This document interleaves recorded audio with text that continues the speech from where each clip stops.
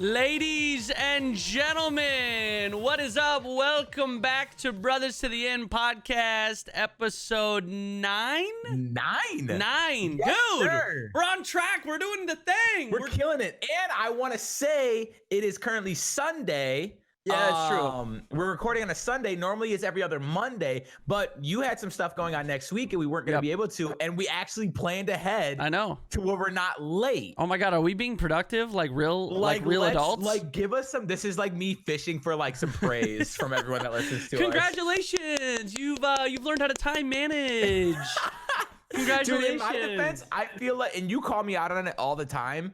My clock runs different from other people, and I know that doesn't make sense. What do you mean? But like, what do you mean? Like my weekend spans like whenever I have a day off. It could be like Wednesday to Friday. Yeah. But if I like, oh, this weekend I'm going out of town this weekend. Even if that's Wednesday to Friday instead of like Friday to Sunday. Hey, this weekend I'm going out of town. And you'd be like, oh, well, when are you getting back? Oh, I get back Friday. What? Yeah. Do you mean? What do you mean? Okay, yeah, no, I get that. You know what? You're still in the factory mindset. That's what it is. Dude, whenever I take fucking time, I don't even know where I was going with that. I try to turn down my music and literally completely lost my train of thought. Anyways, great start to the podcast. Perfect. So episode 9, yeah, we had to do it a day early because I am actually leaving for Hawaii tomorrow morning. My first family trip. I've never ever done like a relaxing trip in a tropical beach scenario, you know? Like I've never been at a destination like that. All my trips are like top 5 conventions and like I don't know, like music festivals, and like I'd never really actually relax. So yeah, we went to Malibu. We went to Malibu. That was the closest thing to me, like going to a beach and like relaxing. Yeah, we went to a beach at one point there. It was, but Hawaii's always been like top 5 on my list of like places that I want to go. And I think it stems from like my childhood. And I've said this before, but like Johnny Tsunami, like that movie on Disney Channel. Disney Plus, dude. You can watch it on Disney Plus right now if you had a subscription. If you don't know what I'm talking to, you should 100% watch Johnny Tsunami. But Johnny's granddad lived like in this 1x1 shack on the beach in Hawaii. And I was like, that's where I'm retiring. I don't remember it being a shack. I remember it being kind of nice. You lived in a shack? It was literally like it was a 1x1 room that had like a divider from like, I swear, unless I'm not remembering that correctly. I don't remember it being that bad, but maybe because didn't they go and stay with him? Huh? No, Johnny did. Yeah, and then his best friend, Jet Jackson's there too. Well, rest in peace because Jet Jackson passed away in real life. All I remember is that like I was like, this is the greatest life ever. He wakes up every day and goes surfing. He just goes right on the beach. Yeah, life, and I want that. And so ever since then, Hawaii's been like top 5 on my list of places I want to go. And I know it's like, oh, well, you get to experience it and I don't. Is that what you're going to say? No, I was going to say Disney Plus. Well, I'll FaceTime you. I mean, I will FaceTime you, while I'm on the beach, drinking a nice beer and reading a book. Maybe and literally doing nothing. I'm jealous. Literally doing nothing. I'm just going to be laying there covered in sand, I feel like those people, we take time off all the time and we travel a lot. And I don't think people understand like how not vacation-y it is. Very rarely. Yeah, don't get me wrong. Like I love traveling for any reason whatsoever. But like we just went to our Europe trip. We got to visit Amsterdam and Prague and Berlin. And while, it was like a vacation and stuff like that, it was still like work related. Like everyone was like vlogging and we were streaming there. Yep. And so like, it really wasn't an actual like relaxed, chill vacation. That's why I'm very jealous of your Hawaii trip. And I hope you have the best time ever. Yeah. I mean, here's the thing. I go on these trips and I'm supposed to vlog and I don't end up vlogging. So now I'm going to on a trip that I'm not supposed to vlog on. I'm definitely not vlogging. Like I'm not even gonna think about it. I'm just gonna chill. I mean, we're gonna take photos and stuff, but like that's just for memories and purposes only. But like, just vlog like a day. Yeah, no, don't. I'm going relaxed. It's Thanksgiving. We're doing like a luau for actual Thanksgiving, which is going to be exciting. I mean, the only ones I've ever seen have been in movies and shows, so this will be it'll be interesting. It'll be an experience. A real luau? A real one. A real one. I'm going to feel like a real That's boy. exciting. But no, this is another reason you need to get Disney Plus. Not only can you watch Johnny Tsunami, but I literally just watched Brink the other night, and good God, what a great movie. So good. Okay, here's the thing. We talked about Disney Plus a few times now on the podcast, and I've been a huge fan of it, but I don't have it yet. I recently just started rewatching Psych, which is on Amazon Prime. Yeah. And I've seen the show in its entirety like 3 times now. I was going to say, haven't you watched the show a billion times? Dude, it holds up so well. It's still one of my favorite shows of all time. And so, like, I'm literally on the last season of that. And I think once I finish that, I'll end up purchasing Disney. The main guy from Psych is also on, or one of the main guys from Psych, is also on a new show called A Million Little Things. Have you seen that? Mm-mm. It's a little bit more serious drama, but he's one of the, I'm pretty sure that's the same guy. I don't know. I'll be honest. I've only seen a few episodes of Psych, but he's got like a beard in this show. I'm pretty sure it's the same dude. But A Million Little Things is actually a really good show. It's actually really good. It's kind of sad in moments. Actually hit me up about it. Yeah, Steph and I have been watching it, about it. So it's pretty good. But I'm pretty sure he's in that. That's like his new show that he's in. Definitely not as like funny as Psych. It's way more serious, but it's still pretty good. Such a good show. Gosh, we can get into that, and I would lose myself. Honestly, well, first off, if you have Verizon, if you have an unlimited plan through Verizon, you can get a year subscription of Disney Plus for free included into that. Utilize that. So utilize that shit. I'm an idiot, and I paid for Disney Plus for a month, and then Steph's like, you get that for free, right, with your unlimited. I'm like, okay, well, never mind. Let me cancel it. So now I still have it. I haven't used it yet because we're using Steph's. I'm like, why would we use both? So it's See, maximize. See, you started off this conversation by literally lighting money on fire, and now we're being smart. I don't know if it carries over though. I don't know if like I get to hold on to that year subscription for a whole year, so we use Steph's, and then right when that lapses, we'll just use mine. I don't know, man. We'll figure it out. So, dude, but yeah, I'm going to Hawaii, bro. I'm not gonna eat that much food to be honest, but I might at the luau, bro. I don't know what I'm gonna eat there. I'm just excited. I'm excited for you. That should be fun. So if you guys are wondering why we're recording on Sunday, that is why Brennan is going to Hawaii while the rest of us have to stay here. Myself in Michigan, where it's cold and snowy. Bro, I saw the weather for Hawaii during the week. Literally between 82 and 86 every day, light breeze, partly cloudy. I'm like, are you kidding me? It couldn't get any better. The perfect timing to go. It's 45 degrees here, and I considered opening the pool up. 45 in overcast, and I was like, wow, last warm day of the year, huh? Yeah, but we're gonna end up going on vacations together. We've already talked about it. Didn't I say I'd go to Australia with you? Yeah, but okay, how far out is that? I don't know. Maybe next year. Maybe we go next year. Maybe we do an Australia trip. Friendship trip. Those are my favorite. And maybe I can find a girlfriend. Oh, are we talking about our New Year's trip yet? Yeah, why not? Now that that's solidified, I think we're all taking a friends trip to Vegas in New Year's. Yeah. And I was just thinking about it today. I really, really gotta get back in the gym and like start eating better. Cause if there's any potential for me to find my wife while I'm there, it's gonna be. I don't know the odds. It's gonna be me and 3 other couples, dude. Me and 3 other couples, and then I'm the only solo dolo. It was our last New Year's friends trip though was like it was the same thing. I was but this is my entire friend group the whole time. Vern, we're gonna find your wife this weekend. We're gonna find you. Like we bought a table at a club and we were having like the best night ever, right? And everyone's like, we're gonna find you a wife. We're gonna find you a wife. You're gonna get so drunk. We're gonna get you so drunk. We're gonna find you a wife. Everyone gets blitz drunk, and I'm sitting there like. Says you also smacked the girl that you thought was cute. That was when I was completely sober. Yeah. And it wasn't because I was drunk. I was literally, okay, I'm going to paint the picture for you because Brandon's going to try and call me out now. You ruined it for yourself. I didn't ruin it. Yeah. I was too busy taking care of my friends. But if you want to talk about it, we can talk about it. Yeah, you smacked her on accident, but you did smack her. We get to the club, all right? And we have a table, and this club, as soon as we get in there, it's a little bit after midnight because we had a beautiful dinner beforehand. And so we're kind of late to the club's party. But we had a table, so we get in and we get walked to our table, and there's a woman sprawled out across our booth, I forgot just about passed that. out. Holy shit. And I was like, it's one of those clubs. And we had just gotten there. Like, we hadn't even. And she was already blacked out drunk on our booth.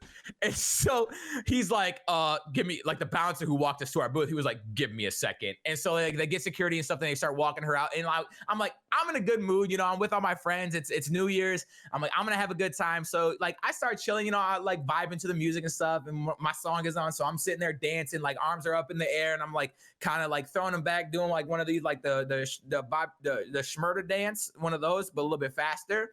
The Schmurda? Yeah. Okay. And I'm backing up, you know, kind of vibing with the music, and all of a sudden my elbow makes contact with something. I turn around and I see this poor girl cowering in fear behind me, holding her head. I smoked her in the head with my elbow, literally in this club for 5 minutes, dude. And she looks up at me, and I'm like, oh my God, I'm so sorry. And she's like, sweetest, without question, the cutest girl in the club.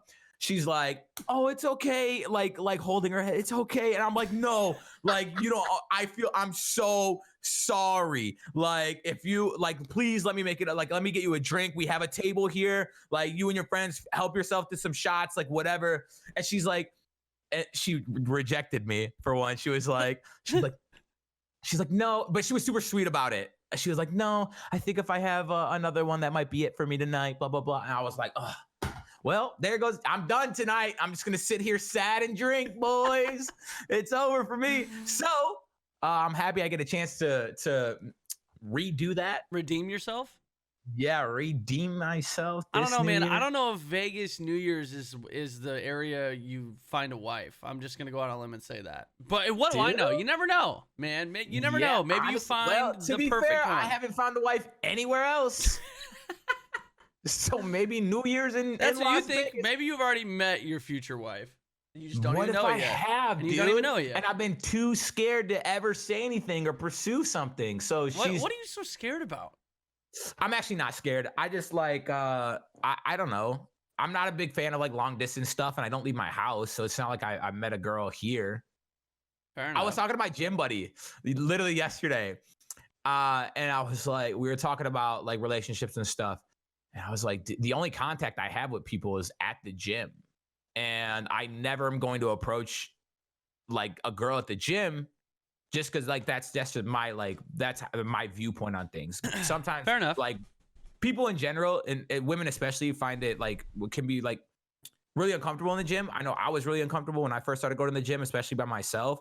And so like I don't want to be that weird creepy dude who like hits on a girl at the gym and like makes them uncomfortable and ruins their gym experience. I don't want to be that guy ever. So if a girl approaches me at the gym, cool, whatever. But I will never be the one to initiate contact and be like, oh, hey, you got a boyfriend. Well, you need a spot. I mean, there's different ways to go about it. You don't have to be a creep. You can just be nice or just say hello to someone and be like, hey. What are you talking about? You're talking to, I am nice. But I mean, like, you can still initiate conversation and like, and be polite to someone. And, the gym is a weird spot. Fair enough. Gym is a weird spot. Enough. I just think, I don't know. I think there's obviously a fine line. Yeah, you're right. You don't want to be that creepy dude in the gym, like while a girl's working out, fucking in the middle of a set, and you're over there trying to hit on her. Like, yeah, that's weird. But like, I don't know. I think there's a fine line to it, Vern. You could still probably talk to someone. I talk to a lot of people, just not in like that aspect of things. Okay, fair enough. Fair enough. But hey, we got Vegas coming up, baby. That's true. I got high hopes. I need a 6-pack by then, which means I'm gonna need to not eat. You gotta eat. Food's important. You're right. You gotta eat. I'm just gonna not have a 6-pack. Fair enough, dude. Yeah, it's overrated anyway. Shit's overrated. Yeah, honestly, yeah, I feel super so too. overrated, right? Right? Yeah. Until you have an 8-pack, and then it's not overrated, and you're just wash your laundry on me, bitch. You know? I told you before, if I ever get a 6-pack, I'm burning all my shirts. I don't care where I live. I don't care what I'm doing for a living. So you're not even gonna own any shirts. So you're just gonna go. You're gonna be naked. I'll have pants on. Well, why? Why not just get rid of all your clothes? Because just be a mountain it's not man. like I can work out my dick. It's gonna be small no matter what. I ain't trying to show that off. Come on, dude. They make pills for that. You can get penis No, they enlargement don't. surgery. I mean, I don't know if the pills Penis work. enlargement- I know penis reduction surgery is the thing. Penis enlargement? So I had, we were talking about it on stream because that's the You conversation. talk about your penis enlargement? Just reduction surgery. We were talking about like plastic surgeries, and we're like the penis reduction got brought up, and they're like, that's like the weirdest flex ever. Like for any excuse, like, yeah, oh sorry, I'm gonna be out of work the next 3 days because I just had penis reduction surgery and I'm recovering. And so I told them, like, anytime I have to take like an unscheduled day off from stream, that's gonna be my excuse every single time. Like, oh guys, sorry, no stream tonight. I gotta recover from my penis reduction surgery. Yeah, I mean, that's a pretty good excuse. I mean, I'm pretty sure penis enhancement or penis enlargement surgery is a real thing. Not that I have looked it up or anything.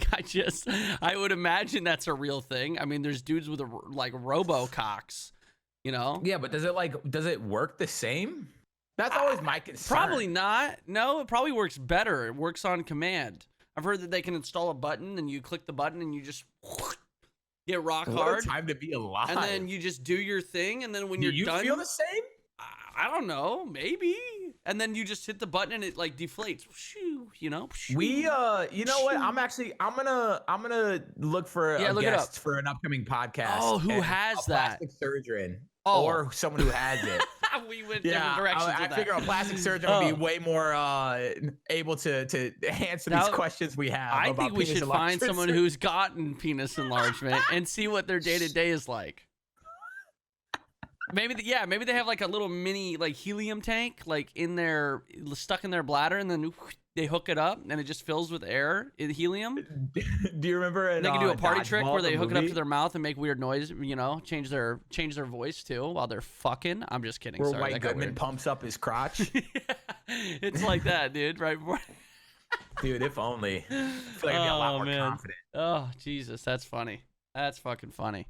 But yeah, I would imagine that's a thing. I think it's a thing, man. I don't know. Maybe it's not. Maybe I just spent too much time on Reddit and I've seen posts that are probably fake, dude. I don't know. But I'm pretty sure there was a dude who had a little button installed because his dick broke. So he had to, but I don't think that's necessarily penis enlargement. So I don't know. Button installed for real? Dude, here's the thing. That up. No, it's true. Apparently the dude's dick broke, so it couldn't get hard on its own. So they had to install something where it it basically, I don't know if it inflated or filled with something. I don't know exactly how it worked, but that gives me chills, bro. We don't have to talk about this. He said it was awesome. He said it was awesome. He could just, on command, just hit the button and rock hard. Or hit the button again and he's not rock hard. There you go, dude. No awkward boners. No, it's just whenever the fuck you want. On-demand boners, dude. That would actually be super nice. Yeah, that's what I mean. Joke about lasting 30 seconds so that when I go 45, they're like, oh my God. Exactly. Like, you thought I was kidding, but here we are, 45 seconds later. I saw your boob. You touched my inner thigh, dude. Jesus. I need 45 minutes and then I'm good again. 45 minutes. You know? Jesus, dude. Yeah. Sorry, was that too close to home? No, dude, I don't know. I was just having flashbacks of oh man, PTSD. Oh, hey, it's okay. It happens to the best of us, man. You know? Sometimes some more than others. You just get a little too excited, you know? It's just in the moment, you know? It's been a lot too excited, bro. Okay. God. Anyway, I don't have the list of topics, so we're just freeballing it right now. I had some stuff that I wanted to talk about. Just to make, we're vibing right now though. Mm-hmm. If you want, we could talk. So we're talking about penis enlargement. This guy's speaking of penis enlargement. Our boy Courage JD, went over to YouTube. Why is that? Did he get a penis enlargement or reduction? No, he probably needs a reduction though. Honestly, yeah, probably. Yeah. So, but JD, two more JD does Twitch streamers. Yeah, JD stands for Jack Dick. So giant dick with a J. Oh, jacked. Giant with a J. He's injected steroids right into the dick. It's just veiny and massive, dude. Just girthy, all right? This is not jacked dick. where we're supposed to be going. I don't know. I Anyways. was trying to like a new thing. Like, you know, when you're trying to like change topics or like it's nice to have like a nice segue. Yeah, no, I get it. I love just relating like the last topic to like the next topic, even if they don't relate. Right. So you just say, speaking of whatever you were talking about, and then introduce the next topic. Yeah. And then let the audience kind of make the connection however they however they the want connection to. is jacked dick. His dick is massive. His Dak, Jesus. Ginormous dick with a J. Ginormous is not with a J. Yeah, we can make it with a J. Jesus. It's like y'all need to go back to school. The only thing on my plate right now that even actually matters are the two J's, the gym and the job. The two J. I didn't know you were dating a man named Jim. The gym and the job. Yeah, Jim Halpert. Good choice. Good choice in men. Did you hear what he just said? He doesn't know who Jim Halpert is. Why are you my brother to the end? Because my brother would know who Jim Halpert is. Okay, tell me who he is, and then he's Jim from, he's Jim from The Office. Oh, dude, you know I haven't seen The Office. Yeah, exactly. That's the problem. I actually know who he is. I didn't know his last name. Honestly, I thought he was a baseball player. Jesus Christ. You said his name, I was like, oh, he must play for the Mariners. Why? Because nobody knows about him? That's fucked up, bro. That's fucked up, dude. Oh man. Anyways, yeah, there are so derailed. Two big changes. I'm not super familiar with Disguised Toast. He's a really, really big Hearthstone streamer. He plays a lot of Teamfight Tactics. After that came out, some League of Legends and stuff. Okay. He's actually one of my favorite streamers. But he moved over to Facebook, and Courage went over to YouTube. Yeah. We had a slew of streamers jump ship to Mixer. Everyone's jumping, man. Everyone's doing something. Like we said it before, and I'll say it again. All that means is a bunch of you Twitch primers are left without homes. True. And honestly, I want you to feel safe. I want your free $5 to feel safe in either mine or Breden's streams. Yeah. So we're still Twitch streamers. No, honestly, it's awesome. We keep saying it. It's awesome. I'm curious to see if their streams, because they're every single one of them who is like the names that we've spoken about, Shroud, Ninja, Courage, all those dudes, huge Twitch streamers. I haven't really been keeping up on the Mixer people to see if like their streams are still growing or progressing or anything like that. But having that security, I'm sure is more beneficial than just like flat out concurrent views for them, which is awesome, and I'm happy they made that decision. But I'm curious to see like the actual. Yeah, I'm curious to see the actual aftermath of them moving over.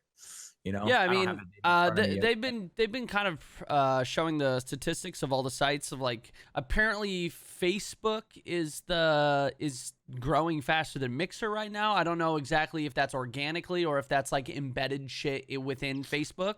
I was gonna say, because Facebook definitely has an advantage in that sense because they can just embed and like get it in front of so many eyeballs, right? But that doesn't necessarily mean that those people are watching it. They could have scrolled by it in their feed. There's a lot of ways that they could factor that in as a view. So I would take that with a grain of salt. Like, I'm not exactly sure how those statistics, almost says statistics have actually, yeah, I'm still talking about dicks and tits. Yeah, I don't know exactly how they get those numbers. So I'm curious to see how accurate that is. I haven't really been keeping up on it either. I know that like a couple weeks ago, Mixer was still on the downward, kind of losing viewership. It was still, it was going down. I didn't know that. Yeah, that's the last thing I saw. It could have changed by now. I know YouTube gaming is absolutely huge. Again, it's almost because they can piggyback off of their already, established platform. Exactly. Their infrastructure that's already been established for so long. But I do know that there are a lot of people who watch YouTube gaming streams. I know there is. I saw crazy from numbers. I think Fwiz tweeted it out. Yeah. But it was a lot of mobile games. That's huge on YouTube. Yeah. So if you're a Clash of Clanners, that might be your ticket. I think YouTube gaming action. PUBG Mobile is pretty big on YouTube gaming too. That wouldn't surprise me. I mean, think I about don't know it. what it is, and I don't know why like the demographic of that is like over on YouTube. It's actually really interesting to me. Well, this is why I think about it. If you're a mobile gamer, it's probably because the only console you have or whatever game system it's probably just your phone. Maybe the only place you play games is your phone. Everyone has a phone. The amount of people who have phones is far more than someone who has a console, right? Or a gaming PC. Everyone has a phone. So the accessibility to that is just easier for everyone. And not only that, but they're already on a phone. What's the most used app to watch gaming stuff? YouTube. I'm sure everyone goes to YouTube, and they're on YouTube and they're looking up videos for their game that they play on their phone, and then they see, oh, this is a live stream right now, because the streams are always kind of pushed to the top. You know, they're easier to see. They click on them. It just makes sense as to why these mobile numbers are so big. Yeah, and YouTube's kind of sneaky. I watch YouTube videos a lot of time to go to sleep too, and I just don't understand like the recipe over there. Like sometimes they sneak me with streams. Yeah, like I'll be watching like YouTube videos and I'll have autoplay on and it'll be going, and then all of a sudden like I wake up in the middle of the night and a stream is on, and I'm like, how did we even get here? like I don't know how like people even access streams. Like I see a live section when I'm on YouTube and stuff, but like dude, it just doesn't seem like at the forefront most of the time. The algorithm on and they don't YouTube, look anything different than like a normal video. Right. Yeah, I know. They definitely will sneak up on you really quickly. But the algorithm on YouTube definitely favors live streams. It always has. Even back when I did some YouTube live streaming, and I would do it, and it for some reason it would push it higher in sub boxes. Like it would. I think another part of it is when you're doing a live stream on YouTube, when people are commenting or just typing, it's chatting. Each one's a comment. It counts as comment. Each one's a comment. So the amount of comments and the amount of what is the word? I don't know. Interactions. Yeah, the amount of interactions is so much more than a normal YouTube video that it automatically pushes it up into different chat or into different YouTube's algorithm is like still for YouTube videos, and they're like, whoa, this one video has 15,000 comments in the last hour. Yeah, like it must be relevant. Exactly. To topic so it pushes it higher in lists. It's it's in the recommended section more often. It just has more interactions on it, which it does. And these boomers are out here YouTubing how to beat the level 3048 of Candy Crush. Yeah, exactly. My grandmother specifically.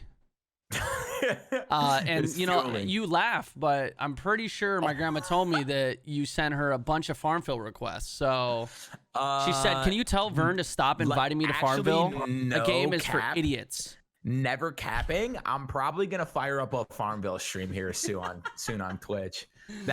Farmville is the only reason I have a Facebook. Jesus Christ. I haven't played it in like years. Yeah, but sure.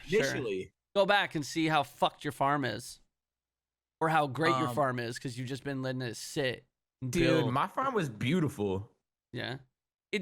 Hella cherries ready. The best social network game ever made was Mafia Wars, and I don't want to ever hear anything different. Farmville was way more intuitive and interactive than Mafia Wars. Oh, what? Because you're farming guns and killing people and drugs rather than sheep robbing banks, and cherry trees? You think you're cooler than me? Yeah, Mafia Wars was cool. Cooler than me? Mine took way more thinking. Way more. You were farming vegetables. Oh, and you fruits. were farming banks. Yeah, that's a little bit more intricate. Oh, dude, way cooler.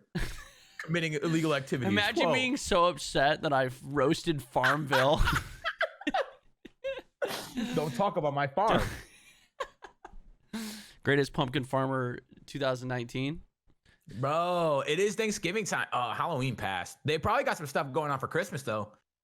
Yeah, you should get on it. Oh, they got to do a Christmas. Do they put snow on your farm during They do, Christmas? yeah. Jesus you could open up. You could send presents and stuff during the holidays, dude. It was awesome. I vaguely remember that. I vaguely remember getting into Farmville when it was Christmas time. I think I'm just gonna steal their platform and just make a farming game. So you're okay. Well, way to just say that out loud and incriminate yourself right now. But it's gonna be a little different. Okay, dude. All right, World War Z or War Z. Jesus Christ, dude. It's gonna be a little different. It'll be a little different, but pretty much the same thing. We're stealing all their ideas and then selling it quickly so nobody notices. I mean, They're are running they with the updating money. it? I don't know. We'll have to see.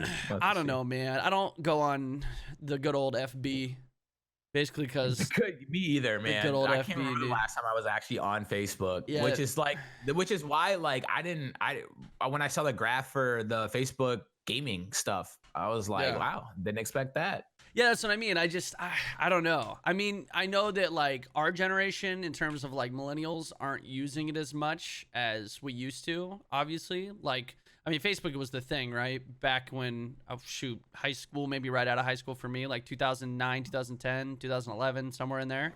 Like everyone I used was it. relevant when I was in high school. Yeah. So, but 'Cause I now was farming when I was in high school. that's how you know the relevancy of Facebook. Yeah. I was definitely farming back in 2008. I was a farmer. Dude, I had a burner account that I would send myself gifts on. No joke. Yeah? Was it some like chick that worked at GameStop and did you add me as a friend back in the day or try to add me as a friend? Is that are you admitting no, it now? it was a cat. I had a cat picture. Oh, you had a cat. Okay. Dude, but you ever get those requests and it'd be like this, you get a friend request, you're like, oh, that's a cute girl, and she'd work at GameStop and she'd be new to your town, and I'd be like, no, this is definitely like some shit ass. That's definitely some kid catfishing. Like, are you kidding me? Because like this is back when Facebook was pretty big and like I was doing YouTube and stuff, and I was like, really, dude? Like some kid made this account to try to add me on Facebook. Like I don't realize this is fake. Hey, Brennan, I'm new to your town. Would you like to show me around? I work at GameStop. You can use my discount. I was like, Jesus Christ, dude. At least come up with something a little bit like, a little bit more realistic. It was probably the same kid. Yeah, probably. Yeah, he tried 50 different accounts. He's going to fall for this one time. It was ridiculous, bro. It was ridiculous. But yeah, man, good times. Am I right? I don't know. Facebook's weird because like I go on it now and literally all I see is it's like it reminds me of old email chains. Just like it's just spam. Just spam. Oh, tag these people, do this little thing. I'm like, dude, aren't we over this shit? Like, what the fuck? Dude, no, it's just like found a different place to breathe. Yeah, exactly. And I'm like, this is a cesspool. And it's so easily, everything's so easily shared, and none of it has to be real. Like none of it has to be true. It's just fake shit. And it's got so many likes and shares and comments, dude, and you're just all reading the it, and time. you're like, these people are literally insane. They live in a bubble of just. Nothing is real. This is not real life. What are you thinking? It's like the meme about it being on the internet, so it has to be true. That is literally Facebook summed up. It's like, and you wonder why like anti-vaxxers are so big. It's where that came from? Facebook. Facebook. We can't. I don't know if we can say that. Yeah, we can. That's where that shit came from. Facebook is the reason anti-vaxxers exist. Bunch of 40-year-old stay-at-home Karens that don't know shit that are like, oh, well, I read a story on Facebook from my girlfriend Cindy, and bitch, you stupid. That's where it came from. That's where it all came from. And then they all share it, and then they all get into their anti-vax groups, and then their kids Has anyone die. actually ever met Cindy who keeps sharing all these posts? No, they just keep sharing her post, and It's probably probably Russian propaganda again, dude. Jesus, dude, that's too real.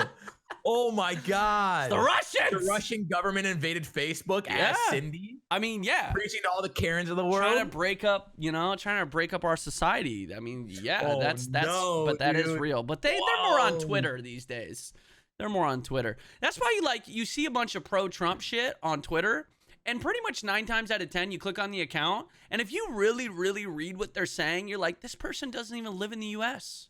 They're literally it's a propaganda machine. It's just a troll. It's just to get people riled up. Imagine. But but the issue is those people are so like consistent about it that you do have those Americans that read that shit and they're like, oh yeah, that's true. And then then it's working. It works. And you're like, Dude, oh my God. We should do a society we whole live in. conspiracy theory episode. Or we just come on here and talk about conspiracy theories. Dude, I'd be down. I'd be down. Oh my That would God, be a fun episode. I love conspiracy theories. Yeah. Have you ever heard of the Hollow Earth theory? Hollow Earth? Yeah, there's a group of people that think that the Earth is hollow. Okay, they're like on par with flat earthers, I've bro. never heard of Listen, that. They think, and one of the theories is that Hitler never died. He escaped. Oh, to he's the center of the cryogenically Earth. frozen. Oh, No, he escaped to the center of the Earth, and the center of Earth is not a molten core. It's a paradise. That is an interesting concept. Wow. Interesting. There's stuff to back it up too. Do these people that believe in these conspiracy theories, have they just decided to spend all their time reading about that nonsense and just skipped over the complete? Oh, okay. I was gonna say they couldn't have read about it, because if they did, they would know it's not true. Okay, that's what but I'm you're saying. saying they skipped over all the facts and the scientific research that has gone on for hundreds and hundreds and hundreds and hundreds of years. They just decided to no, that's not real, but that seems real to me. Oh man, it's like at some point you just gotta understand that some people are just batshit and they just want to believe dumb shit, you know? But that's the thing about conspiracy theories, dude. There's always like one or two things that are like semi-believable, which is why the conspiracy theory exists in the first place. Well, we all know jet fuel can't melt steel beams. So, bro, but can it? Who knows? Somebody. I don't personally, but wow, that's a big conspiracy. 7-Eleven was an inside job. 7-Eleven. Yep, 7-Eleven was. Dude. Oh my God. Just completely derailing once more. Saw the cutest thing yesterday. I stopped at 7-Eleven on the way home from the gym, and I'm getting some drinks for the stream, just loading up, and I hear across the 7-Eleven, oh my God, it won't stop. I need help. A little girl freaking out because the Slurpee, she was getting her own Slurpee, and she couldn't turn it off because she was too short. Oh no. And her dad, she was there with her dad and another sister, and her dad was helping the little sister, and so she was completely on her own, and this Slurpee machine was just going off, and she was almost in tears, and it was the cutest thing I've ever seen. I couldn't help but laugh, and she was like traumatized from the incident. She was like, oh, like heavy breathing and stuff, and her dad, it's okay. We'll clean it up. It's just some sugar ice. It's okay. But she was losing her mind. Oh my God, bro! My thing back in like summer of 2009, 2010, me and my friends, we all got these 64-ounce Slurpee cups. Because you buy the 64 ounce, and it's like, I don't remember how much they are originally, but it's like $6-7. You buy it, but then you can go to any 7-Eleven and you can fill them up for like $1.20. 64-ounce Slurpee for $1.20. And on a hot summer day, we'd go play basketball. And you know what's great after, working out and really, bunch of sugar. Just a Slurpee, bro. Load it up.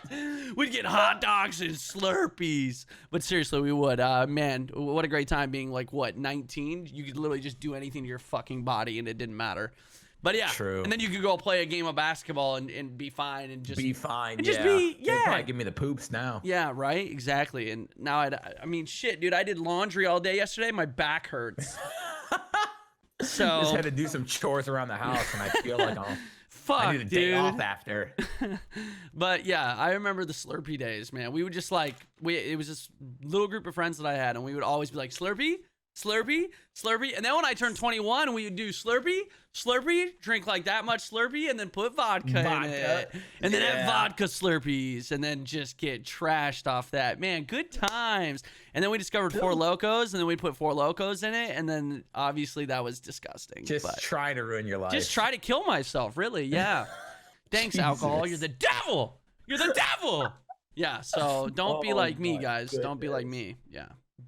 So yeah, two Twitch streamers moved to Facebook and YouTube. That's our first topic. We haven't even got to the rest of the stuff. Jesus, dude. You know what though? This has been one of okay. We talked about it before the cast. We said that, you know, last podcast we were a little rushed, and mainly because I was in a time constraint. But we had so many topics. It's better to be overprepared than underprepared. But then, like, every single show that we've done thus far, we've had like so much stuff to talk about that it's almost like almost too. What's the word I'm looking for? Like when stuff is Too efficient. I don't know. Can you actually be too efficient? No, that's a good point. No, you can't. It was just we had so many topics that we wanted to get through that I feel like we didn't actually get to talk and like have the same flow that we normally would. And we had to like stop ourselves. Like, you know, there were moments where I was like, oh, I have so much more to say on that, but we have so much more to get to that I want to get to it all. And I just so I feel like if we don't do as many topics, we can kind of just do our own thing and kind of, you know, go with the flow. I feel like we're at our best when we can kind of just like bounce off each other and just shoot the shit. Yeah, and like, yeah, it's nice to have a rough outline of what things to talk about in case it ever gets stale. But today we've talked about penises and dicks a lot. It feels Facebook like kind of an old podcast, like old from episode. Yeah, like from like 2013, 2014. Dude, 2013, 2014. It's 2019. Almost 2020, dude. We're fucking getting old. I posted a tweet. You responded to it. I posted a tweet couple days ago about I don't know if I'm having like a quarter life crisis, maybe a midlife crisis. I don't know the life expectancy of people nowadays. The fuck, dude? I'm getting old. Life expectancy is getting higher, not lower. Well, I just celebrated a birthday earlier this month, and the year's coming to a close. We have literally less than a month and a half left of 2019. We're approaching 2020. 2020. And I felt like life was just slipping through my fingertips. I felt like stuff was moving so freaking fast. Like this whole year, these last couple of years have been an absolute blur. Yeah. And I was kind of like it was a day off from streaming and stuff, and so I was kind of just like laying in bed, like holy shit. Like what am I even doing? Like where am I going? Like what is happening? And then like it really got me thinking about everything that I've done and I've accomplished and I've seen over the last 10 years of my life. And it kind of put it into perspective. Like despite me feeling like everything is just moving way faster than I can comprehend, like I've been through and I've accomplished so much in the last 10 years. Right? Like so much. Like it got me really excited for the next 10 years of my life. I'll be in my 30s. We'll be in our 30s. Yeah, we will. Fuck, don't remind me, dude. But I'm actually super excited because you think about it this way. Look at where you are right now in your late 20s. How well you've done for yourself, and I'm only gonna say this because I'm your best friend, and I feel like I'm in the exact same boat. You had no fucking clue what you were doing. You stumbling through life and wound up as successful and happy as you are. Yeah, like true. Now that you're older, a little bit more experienced, a little bit more wiser, a little bit more imagine mature. what you can imagine what you can accomplish in the next 10 years, dude. Now that you have like a little inkling of what's going on. That's true. You know? Yeah, I mean, shit, man. I still at times feel like I have no fucking idea what I'm doing. Oh, me every day I wake up. But I like thinking back on the things that I did when I was like between, I want to say like 20 and 24, 25. How the fuck did I do some of the shit that I did? Like I still think about me doing the Fight for the Crown thing on CW. Like that. Dude, that was you were on national television. I'm older now and I already did it, and I'm like, how the fuck did I have the confidence, and how did I not freak out over that? Like, watching it, I'm like, what the fuck? I did this? This is shit scary, bro. I'm nervous for past me. Like, I still don't know how I did it. And then like, but I did that fucking 3 years ago, 2 years ago. I don't know where everyone was now, but that's what I mean. I literally sat down on my computer and I made a list of everything that I've done and I've accomplished. And I was like, I bought a house. I've been in and out of relationships. I've worked 5 different jobs. I pursued a dream of mine and turned it into a career. Like so many things that I've been through in the last 10 years, and I had no clue what I was doing. Like, yeah, I worked really hard, but I feel like I lucked into a lot of it. There was no plan. There was no like I just woke up and I did things, Fell into it. and it turned into something. Yeah. You know? And so it got me really, really excited for the next 10 years of my life. I'm actually very excited for the next decade. Damn, dude. You know, that's true. And I'm glad you kind of like you said that, because it means you've been sitting back and kind of taking a look at things. It's nice to slow down sometimes and kind of try to put everything into perspective. Dude, you have to. Especially because like, yeah, everything's moving so fast.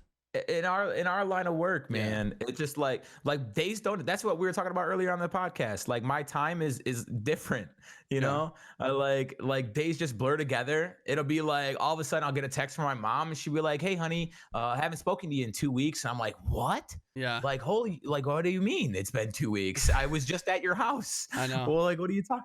So like. Man, it's always nice to kind of just like take a step back and kind of just like look at life and where you're at and what's to come and how you've done so far, what you can improve on. Yeah, So, here's the thing: if you're listening to this or watching this and you think like, man, fuck, I don't know what the hell I'm doing. Like I'm doing my best, but I don't know what the fuck I'm doing on a day-to-day basis. Like if you feel lost, like trust me, most people are like that. We're all trying to like, dude, welcome to the scramble club. And like I think I should probably do this, but like, man, in the grand scheme of things, like what the fuck am I doing, dude? Like I think I know Nobody what I should do. Yeah.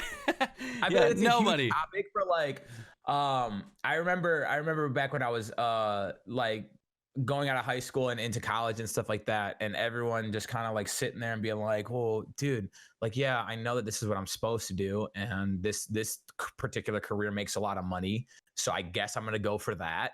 And then by year 2 in college, everybody's changing majors. Nobody has everyone. Oh, I'm not passionate. That's what happened to me. I was like, okay, this is when I was enrolled in college. I was like, okay, this is what's probably the most safe and would make me the most money upon graduating in my current situation. Like in the auto, like being from Detroit, like the auto industry is huge. I go something into business relating to automotive, and I'll have a job immediately out of college. I'll be able to like just take life as it's supposed to come to me. And then realized that was absolutely fucking miserable and started playing video games every day for a living, you know? Yeah. So, well, you were doing both. Oh yeah. Dude, that was one of the things I was talking about. Well, I was talking to myself about when I sat down and I was like, there was a point in your life where you were working 2 jobs, going to college, and streaming and doing YouTube. Yeah. I was literally, now I wake up and I'm like, oh dude, I don't have time for anything. I was like, bro, 18-year-old Vern had time for everything and then some. Like, fucking do it. Like, when I wake up and I'm like, oh, I'm too tired to go to the gym or something like that, I'm like, bro, what are you doing? You're going to lay in bed for the next 3 hours? And then, oh, man, I can't do it slept today. For 8 hours. Yeah. Yeah, dude. It's good to put it into perspective for sure. I mean, I dropped out of school because I wanted to focus on it, right? Like I was going to school and everything. And I mean, to be fair, I was going to school so originally I wanted to be an architect, and I got into, like, I took a bunch of architecture courses, and I was doing AutoCAD, and I was doing some other stuff. And I was like, man, I want to do this, but man, it's not fun. This is not fun. Yeah. Like, I'm not enjoying this. Like, I know, like, yes, the end result and like learning all this stuff, obviously I feel like would be worth it, but like, I'm not even enjoying the process of it. Why would I enjoy it when it's all said and done? You know? Yeah. That's what, like the ends got to justify the means. Yeah. Like, I'm not saying like, oh, if you're not having fun in college, drop out. Right. Like, but if there's not some sort of passion behind what you're doing and it's literally just for a paycheck, I don't think it's going to be sustainable. Yeah, exactly. And I wanted to find something I was passionate about. That was the thing. I was trying to find a passion. And then that's when I found YouTube, and I was like, oh man, making videos would be really cool. Like, I've always liked making videos. Even before YouTube was a thing, I would make little home videos with like my friends. Like, we would make just these stupid little videos. Like, we would make Jerry Springer skits and like all this stuff. Yeah. And they're probably not appropriate this day and age, so I probably can't post them or use them. Man, but I would love to actually show you guys some of these. But when I was a kid, that's what I would make. But this is, there was no way to share them. It was just literally for me and my friends to watch them at home on a VHS tape. And then, so I found YouTube and I was like, man, I can make gaming videos. Like those are things I'm passionate about. So then I changed my major and I was like, man, I really want to get into like video editing and production. And I want to be a part of creating videos and movies or shows or whatever. So that's what I went to school for. And then obviously, you know, I got so passionate about the YouTube thing and like doing that. And it consumed me. That's all I ever thought about was making videos and doing this. And so I was like, on it, and I started making money from it. And so there was like, I can make more money if I just give myself more time to focus on it. And then obviously I was like, I'm going to go back to school. Like, I'm going to go back to school. We're just going to see how this works. But mom, I'm going to go back to school. Don't worry. School's always going to be there and it's still going to be there. I think school is like still super important. And there's always like a little part of me that does want to go back to college, and I think that might be an avenue at some point. I feel like so old now. I feel like I'm gonna be like one of those parents that are just taking college courses. Like my mom had to go to college for her job at the time. She had to take a couple of courses in particular. And she was talking about it so fun because she was like going to college with kids that were my age. Yeah. And she was like making friends with them and stuff and like study groups and stuff. And I was like, I'm going to be that old dude in college classes, maybe getting a degree. And I don't think there's anything wrong with that, honestly. There's nothing wrong with that. No. Because they did something else with the beginning of their life and now they're deciding to take a different course of action. And that's the thing, like if it doesn't matter in your 40s if you want to go do something else and you want to go back to school for 4 years, get a degree and then go that direction, you can. That's the thing. School is one of those things will always be there.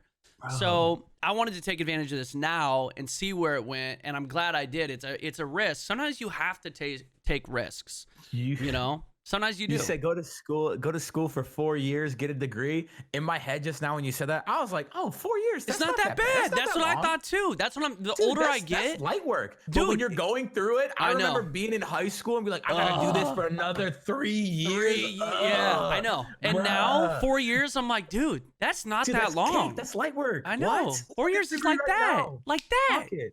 I know. Like honestly, that's when I was saying that too. I thought the same thing.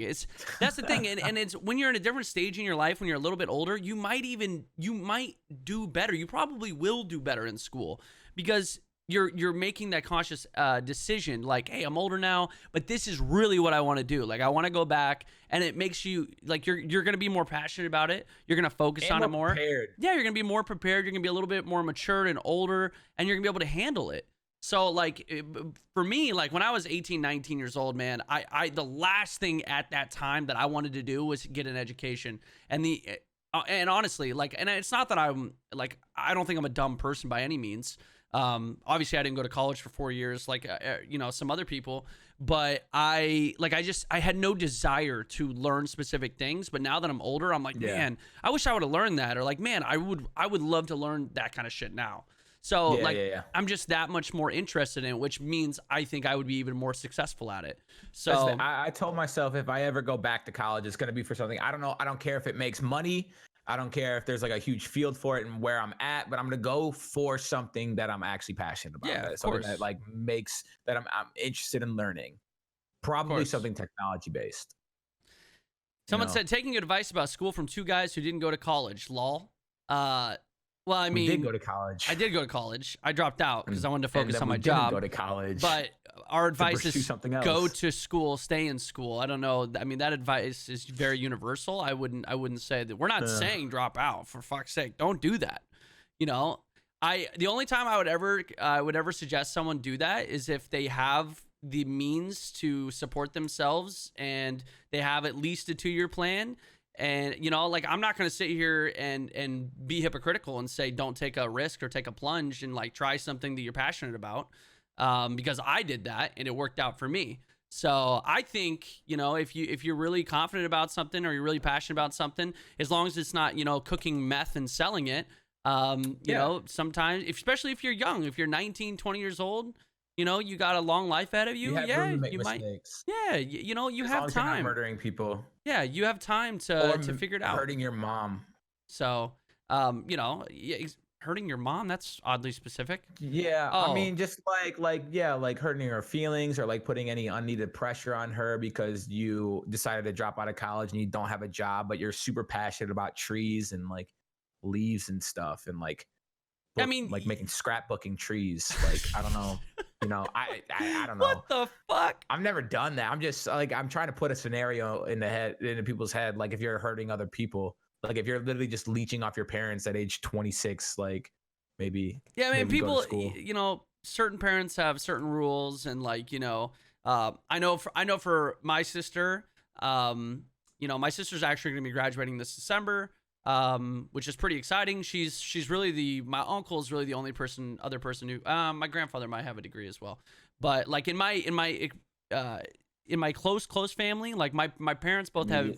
My immediate family, both of my parents got their GEDs. They did not do well in school. I was really going to be the first person in my immediate family to graduate college. I dropped out as well. And my sister will be actually the first one to graduate. She graduates in December. And it's amazing. It's like, it's good to see her stay on that path. But for our family rule was our family would help her financially as long as she was in school. She's in school. And if she's not in school, then she has to get a job and take care of herself. That's just our family rules. So as long as she was in school, we would help her out with her place and her books and whatever she needed.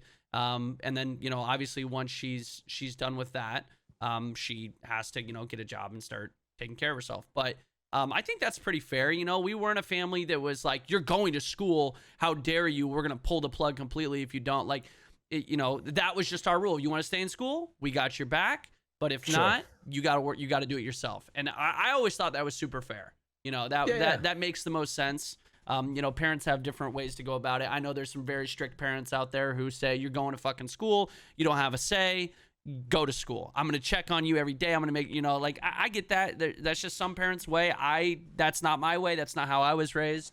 So there's also some parents out there that makes their daughters go in to the doctor's office to check their hymen to make sure they're not having sex. Yikes, dude. Yikes. Yeah, good going. We talked about that last week. Yeah, dude. Oh my god, I still can't believe it, bro. 18 years Jesus old, bro. Christ. 18. She's an adult. Yeah. Sorry, if you guys didn't get that reference, just go watch last week's episode. We won't talk about it again. It makes me uncomfortable. I don't know why I brought it up. It's just you started saying that like strict parents, and that's all I thought about. Here's my suggestion for anyone who's passionate about something that wants to take a risk. I would say, and I think anybody, even with a college education that has been working in an industry or a job a long time, it really comes down to the experience you get, the experience you have, and the people you know. Knowing the right people is such a key thing. I don't care what anyone says in any industry. If you know certain people, if you have those connections, if you've networked really well, that is going to help you tremendously. It doesn't matter what you're doing. Someone who's connected and networking or has networked with people and who knows a lot of people, it means you're easy to work with. You work well with others. You can communicate with others. That goes a long way with a lot of people. And I really want to emphasize that. Like, I don't think Vern and I would have been where we were if we weren't social. Like, I don't know, not necessarily likable, but like we were always very sociable. I was very likable. I wasn't gonna toot my own horn, but I'd like to think I'm a likable guy. You gotta be most days. That's true. I can be an asshole. But like I since I was 19 years old, I was going to cons and I was meeting people and I was getting to know people in the industry and just kind of, I went to every single PAX from 2010 until 2016, 2017. I went to every single one. I think it also helped that nobody really understood the actual potential in what we were doing at that point. Like we got in so early on. Well, we were a part of making it what it is today. Like we were the people who went to all these events and started making conventions. I was talking about it on my stream. The other, literally 2 days ago, I was talking about it on my stream where I was just discussing how convoluted and so oversaturated streaming and the gaming as a profession is nowadays. And honestly, if I was me, right now in this day and age, I couldn't say that I would have a successful stream or be able to do this full time. I disagree with that. I disagree with You that think so? wholeheartedly. Yeah, I absolutely know how absolutely funny and talented you are, and you're a good entertainer, and Oh, and I'm I not think that's saying I'm just. BS. Well, that's what I'm saying though. Like I just so hard and I just don't oversaturated. I Like, don't think how you do I give yourself separate enough myself? I don't think you give yourself enough credit. I just think like if I was starting from zero, and this is for a lot of successful streamers, if I was starting from absolute zero right now, I don't think that I would be able to do this for a living. Maybe. I don't It's know. You're right. it's It's especially over the last like year or two just because of like the growth from like, strictly like Fortnite and Ninja, and just how many people have been kind of influenced to check out this industry and kind of join it. Especially after these Fortnite tournaments where these 13-year-old kids are making millions of dollars. millions. Yeah. Like that puts it on such a larger scale in front of so many more eyes, because now that there's so much money attached to it, that parents are like, oh, that kid just made that much money. Okay, yeah, you can. I'm a little bit more likely to let you do this. When we were doing it, parents are like, fuck no, what the hell are you doing? You're Wasting your life. Exactly. Like, there's no money in that. So it's a lot different now. In their defense, there really was no money in it. Yeah, so. no, I absolutely believe it. My dad told me that you can't play video games your whole life. That nobody gets paid to play video games. And, at the time, he was absolutely 100% correct. And granted, luckily for our sake, things did change. But now that's just not the case. Now it's very obvious. There's so many examples of people who are making so much money from it that parents are a little bit more like, okay, no, I good luck. Try it out. So everyone is doing it. Everyone. I think it's also just like a lot more accessible now. Oh, like, you don't even need equipment. You just need a console. Yeah, you need a console. Like we all had Xboxes growing up. Yeah. Like now you can just stream right from Xbox. True. It's very accessible. I mean, look at how easy some of the streaming programs are now, and it's just there's so many more options to do this, and different ways to do it now that it's definitely just easier for people to kind of pick up and go and try.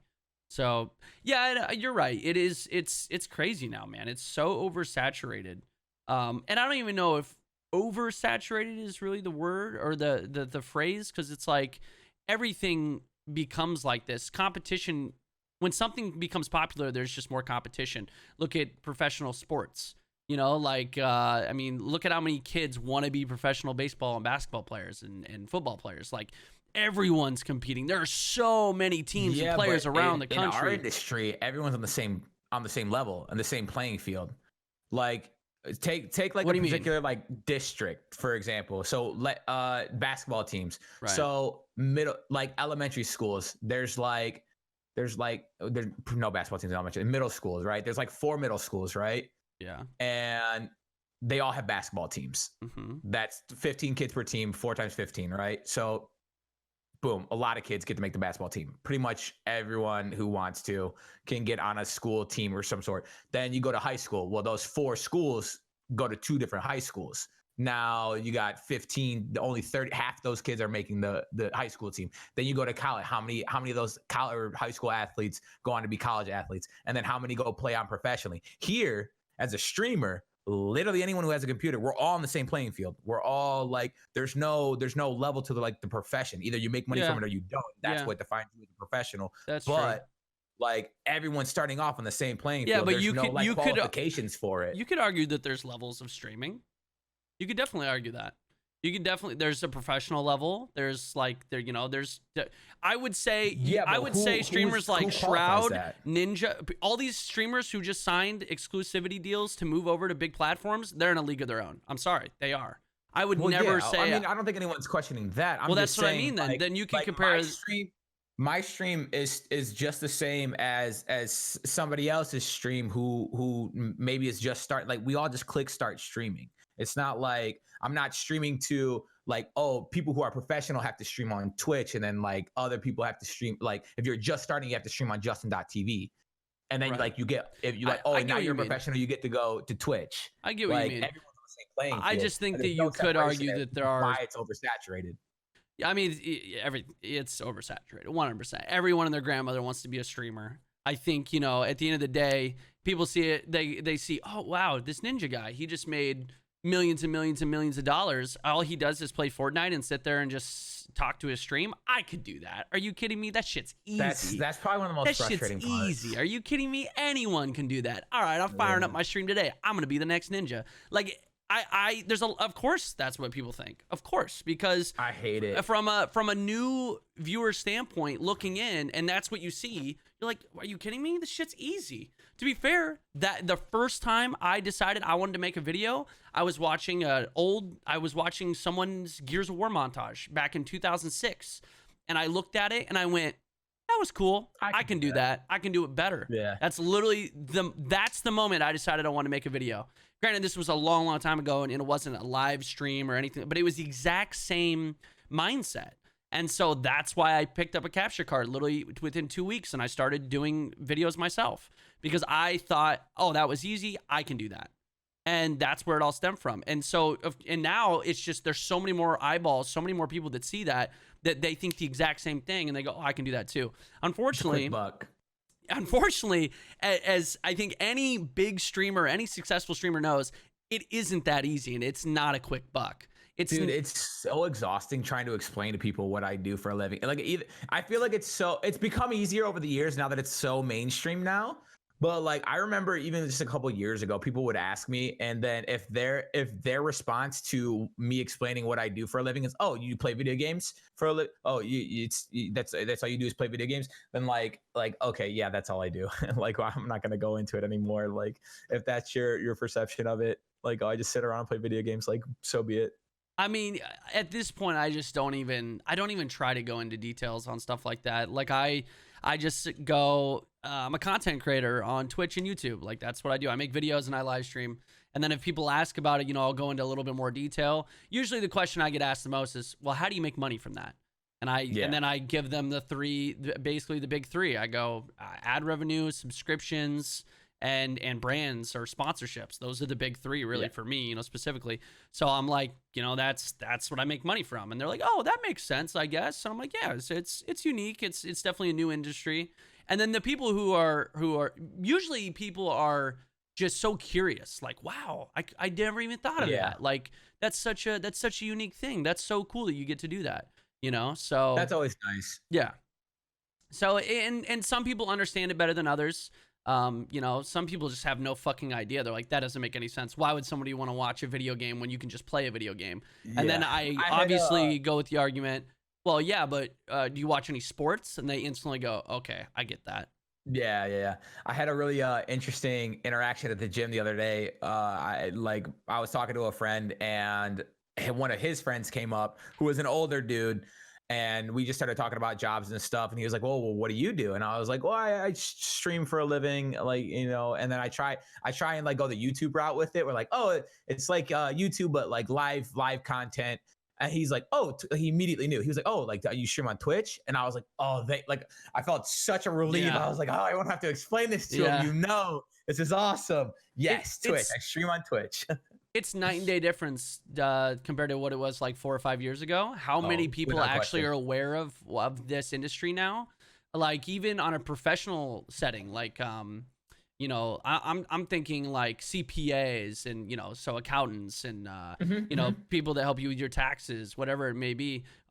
Even those people are starting to become so aware of it now. Like, for example, the first time I ever went and bought a car, like literally I went to a dealership, and you have to obviously prove your income. And like the first time I did it was miserable, because this is back when I didn't own my own business, so I was just being paid through PayPal.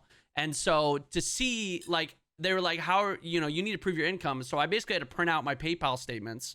And imagine how weird that looks to someone who's never seen someone who's doing this, and they're seeing just an ungodly amount of, like, a more than normal amount of money transactions going through your PayPal. That looks fishy, right? That looks so like fishy. $101 transactions in a span of an hour. Exactly. And then like no transactions for like 2 weeks. And then you're like, what happened this day? Yeah, it's super fishy. Sure. And it's very hard to explain to someone. Now it's a little different because, a lot of streamers are kind of, everyone's learning as they go. Now we're setting up our own businesses. We're paying ourselves on a monthly basis. So it's a little bit easier to kind of prove our income. But man, back in the day, I think a lot of people just thought I was a drug dealer. Like I was getting my money through Dude, you'd be PayPal, a and now smart one. well, yeah, right. And First drug dealer with a square. yeah, right, yeah. Jay, swipe your card on my Square, dude. Yeah, I take credit cards. Bro, I pay my taxes, all right, bro? I pay my taxes. But, you know, like, seriously, like, I think a lot of people thought I was doing really fishy shit, and so it'd be really hard to explain. But now, you know, like, when we went and bought our Jeep, I went and you know, we were like, oh, you know, they ask you what you do, and, you know, you got to prove your income, how much you make. And they're like, oh, that's what you guys do. We actually just had another YouTuber come in, and he does kind of something similar, and he bought a car. And you don't have to explain it. They're like, we get it. We just need this, this, and this from you. And I was like, oh my God, it's so much easier. People are actually starting to like figure this out. You know what? I didn't realize that, but I had the exact same experience. I when I bought my Jeep, I sat down with the guy, and he was like, okay. And I wrote, when it asked for like your job, I wrote down like content creator or whatever, broadcaster, whatever I wrote down. And he was like on YouTube. And I was like, yeah, something like that. He's like, my son wants to do, and I was like, oh, okay. There you go. So you have like an idea of what to do. He's like, my son would think, can I, and like, he took down my channel name and stuff. And he was like, my son is going to lose his mind that I sold a car to a YouTuber. I was like, dude, that's awesome. Yeah, it's huge. And I think the younger generation too, they grew up with iPads and iPhones and everything, just access to this kind of stuff at their fingertips all day, every day. So, you know, they're the ones growing up, and then they see our generation, the ones that have kind of made it an industry and, like, you know, somewhere where you can make money. And so, of course, you know, you ask all these kids, like, oh, what do you guys want to do when you're older? Oh, I want to become a YouTuber, or I want to be a streamer. It's not, you know, it's not like us. When I feel like when I was a kid, man, I wanted to be an architect, or I wanted to be a baseball player and shit. You know, it's so basketball player, so much different. Now, we won't even get into the parenting of when you should give your kid access to an iPad or when you shouldn't, or access to a cell phone. That's not what we're discussing. But the accessibility of YouTube and that live content stuff is just so much further than it ever was before for that generation specifically, that it'd be silly to say it doesn't have an impact. So, you know, like, fuck, dude. For sure. When I was a kid, bro, we had a shitty-ass family computer and dial-up, all right? I didn't... Same, So, like, I had to wait 20 minutes for a photo to load. And I was like, oh, this isn't the picture I wanted to see. So it's a lot different than what kids experience now. So I get why kids, you know, they're young. There's no boobies here. No, well, yeah, right? What the fuck? I thought these were going to be I waited titties. 20 minutes for these boobies. These aren't even boobs, man. Yeah, no, I didn't do that because it was a family computer and I didn't know how to wipe history at the time. I learned as I got older. But no, like, I get why kids, you know, they see these guys and they're like, man, I want to do that. I get it. It looks fun. Yeah. It looks amazing.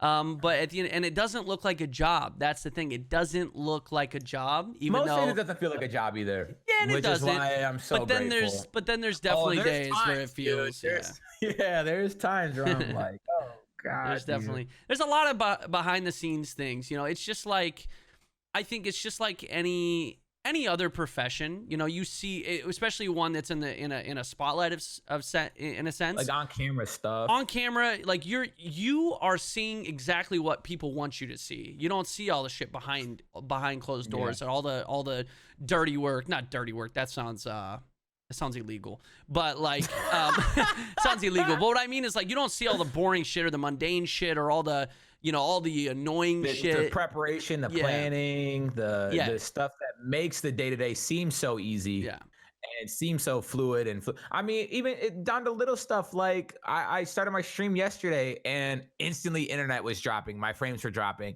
I had stopped streaming, like swap over to a different server, and I was trying like all these different things. Like so many little things that go on, and that's just like stuff that you do see.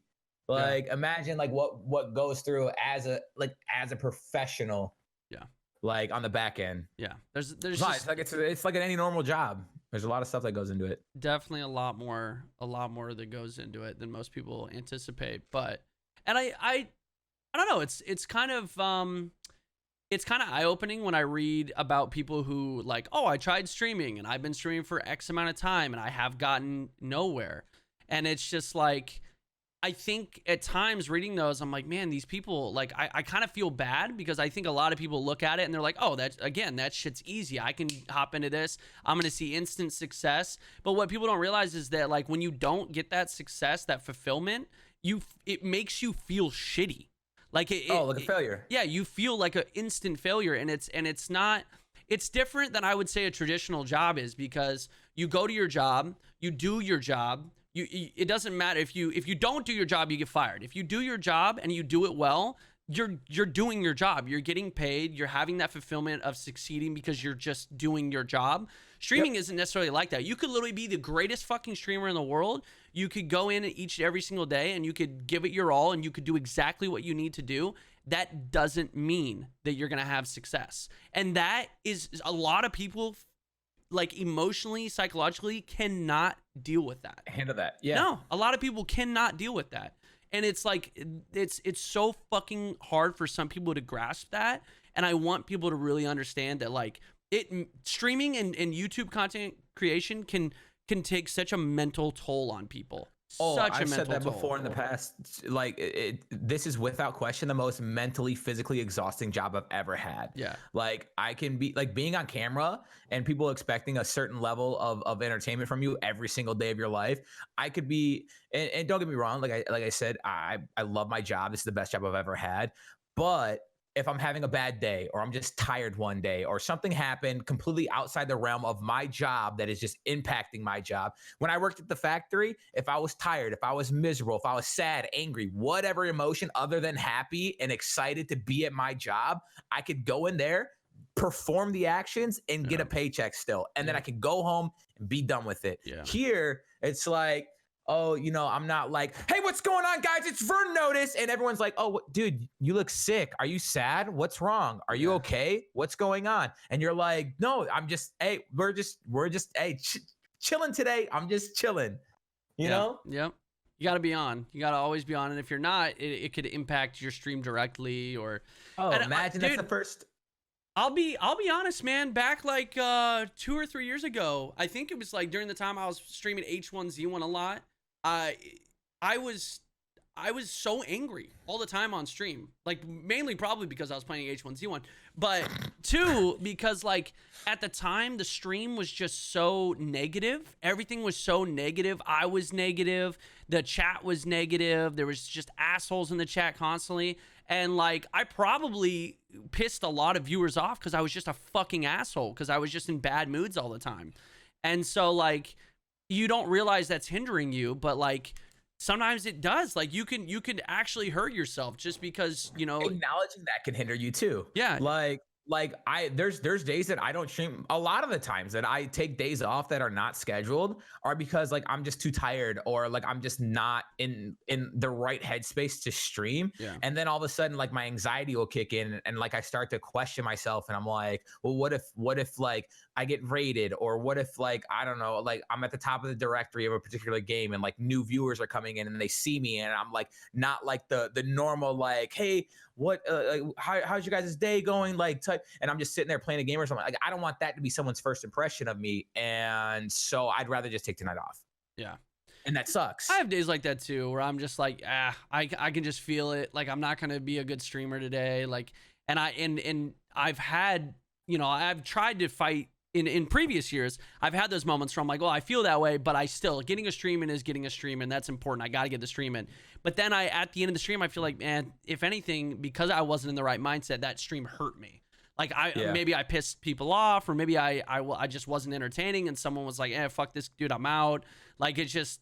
So if I'm not in the right headspace, like in my opinion, at this day and age, throughout all the years of streaming, I think that it's better for me to just not stream that day and just be like, you know what, I'm gonna chill. I'm gonna get back into a better headspace. Tomorrow we're gonna hit it hard, and I'll be back on my game, and it'll be a good thing. And I feel like that's better for me. I just, and maybe some people are different, but for me, that's why I tell a lot of like new streamers that, like, despite you like maybe not having people in your chat or something like that, like you have to still be on. You have to still perform, because you're gonna get people that are in there, and if you aren't, if they're not being like, if it's not entertaining to them, they're just gonna move on. Yeah. If you're just sitting there, like you play League of Legends, you're grandmaster, right? You're really good at the game, but someone comes into your stream, you're sitting in the queue, not saying anything. Well, they're not gonna stick around. Yeah. You know what I mean? Yep. So like it's crazy. At any level, you have to if this is something that you're pursuing, you have to be ready to go at all times. You have to be entertaining and you have to be on. Yeah. Yeah, because if somebody comes into your stream and they've never watched your stream before, and then the 5 seconds they click on your stream, and yeah, you're sitting there, you're waiting for a game to start, and maybe maybe someone literally just said something to you in the chat that kind of just made you feel shitty, or like maybe you're just having a bad day or something, and they're like, what the fuck, this dude sucks, he's so boring, I'm out. And they checked your channel. That was your one opportunity to maybe possibly get a new viewer. He's gone, and he's like, oh, and then fast forward 6 months later, the guy goes, oh yeah, I tried to watch that Gold Glove guy once, he was boring, he was an asshole. Yeah, and you're like, all right, dude. No. You judge that based on exactly. Come on, bro, that ain't me. Like and it to think about that sucks. I mean, that one person might have just caught you at the wrong time, and so yeah, you really do have to be on all the time. I told myself I need to stop drinking as much water on streams because I take so many bathroom breaks. I'm scared people are gonna come during the chair stream, and he's never here. See, my viewership goes up when I'm not sitting here. I don't know what that is. Like, what the fuck, dude? Look at this. Thank God. Look at this sexy ass chair, dude. I like this stream. Ooh, and then I sit down and they're like, what the fuck? Ruined. And then they leave. Ew. And then they actually report my channel. So go poop again. That's unfortunate. Go poop again? Oh, like leave again? Yeah. My chat literally does that because they're fucking toxic. They're like, can you please move your blocking chair? Thanks, assholes. My stream does that kind of shit too. We're like, oh, chair stream now. Yay. And I'm like, well, I exist. So that's nice. Oh my God. Okay, we do have some other toxics. You're fucking toxic, chat. We do have some other topics. Let's talk about a little bit of gaming because we've already been hour 22 already. Woo, dude, it's getting hot. We've been talking and we haven't hit any of the topics. For real. Did you know that Disguised Toast and Courage left Twitch? Oh my God, that's literally the only thing we've talked about. And dicks, lots of dicks. That wasn't on the topic list. That's just natural. Yeah, that is natural. We do have some games, some gaming news to kind of talk about. I think for me, there's been kind of 3 big games over the last 2 weeks, in my opinion. We've got Death Stranding, which I have played and completed. Have you played it yet? Played it, yeah. Okay, but you have not completed it. One good session on. Okay. So you haven't even started the game yet, essentially. Basically. Pokemon Sword and Shield, which I know you've been grinding. It's why I haven't played any of the other games you're about to talk about. And then last but certainly not least, the Star Wars Jedi Fallen Order game from Respawn Entertainment also came out. So 3 pretty big games, I would say, massive games. I beat Jedi Fallen Order and I beat Death Stranding. I haven't even touched Pokemon Sword and Shield. I don't think Don't worry, I have that covered. Don't worry. I don't think I'm going to. Do you hear a vacuum? Is that my microphone? Every time I talk, I hear a whistle. It's not me. What is going on? Hopefully that goes away. But yeah, these games, 2 big games for me. I mean, I played Death Stranding. Weirdest, craziest, kind of like most unique, bizarre game I think I've ever played. But I'm really, really glad that I stuck it out. It was about a 36 to 38 hour experience for me. I'll be honest, I started the game. I did not have any intention on finishing it, but it was so unique and it was so different. And it was just, the storyline was so intriguing that I had to keep playing. I just had to keep playing. I wanted to find out what happened. And I'm glad I stuck it out, and I'm glad I played it because it was an actually amazing experience. It was just so unlike anything I had ever played before. Kojima is fucking wild. So that's awesome. That's good to hear. You should play it. I'm definitely gonna. I plan on finishing it if I could ever pry myself away from Pokemon at this point. I don't know. I mean, but didn't you beat it? Pokemon? Yeah. Yeah, but I'm shiny hunting now. We'll get into that in a second. Finish talking about Death Stranding. Okay. I mean, I can't say too much about it. One, because I don't want to spoil anything. It's the gameplay. Here's the thing: if you're going into this game and you're expecting like this full-fledged action-packed shooter, I just think that that's silly. That's not the type of game that you're gonna get. Well, no, it's a story-driven game. It's very story-driven. It's almost relaxing at times. It's very atmospheric. Yeah, oh, dude, immersive. Some of the first, even that I've experienced with it, I only have like 6-7 hours on the game, but like some of the first like treks that you take, and when the camera pans out and the music like starts in, you're like, wow, this is an awesome experience. Yeah, like this is very cool. Beautiful. It's just a beautiful game. The atmosphere, the immersiveness. The characters, the story, the voiceovers. I mean, it's just the whole package. It's really, really a great game. So I do suggest it to people. Here's the thing, like I said, if you're into like action packed, if you're the more type of the guy, if you're a type of person who likes to play like the COD campaigns, and that's your idea of like a phenomenal single player experience, yeah, you're right. It's probably not the game for you. But if you want like an immersive, chill, like sit back, there are times where it's not chill, but most of the time it is chill. Like a story that you can really sink your teeth into and kind of just be blown away. I think this is the game for you. But if you're looking for more of like a action-packed, more traditional single-player experience, then I would say Jedi Fallen Order is like the perfect game.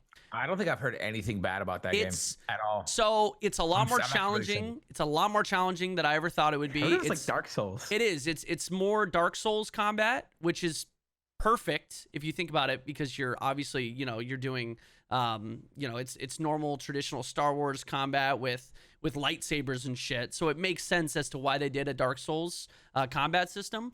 But it's got, the more traditional action, and just it's still got a linear story, but it's just so fun, dude. It's just a fun game. If you want to have a fun game and just feel like a badass the whole time, then that's the game for you. And it's definitely a lot shorter. I think that game took me it's not short by any means. It took me 18 hours to beat Jedi Fallen Order.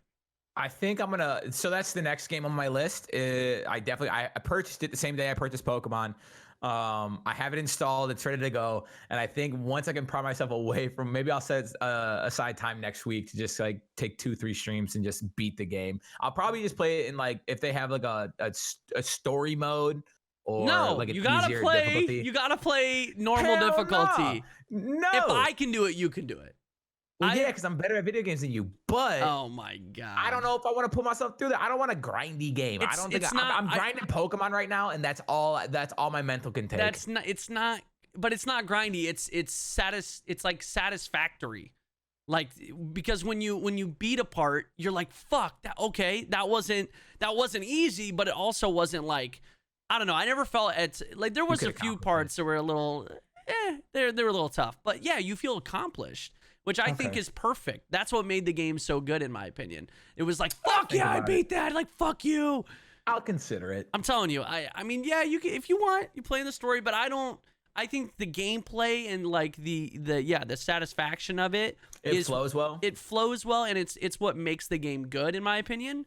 So I wouldn't play on the hardest difficulty, because I've seen some people like I think Anthony Kong fan, he played on the hardest difficulty, and I think he beat the game, but it took him like 10 or 15 more hours longer than it took me to beat it on the normal difficulty. So that's like Geo, man. They just love torturing themselves.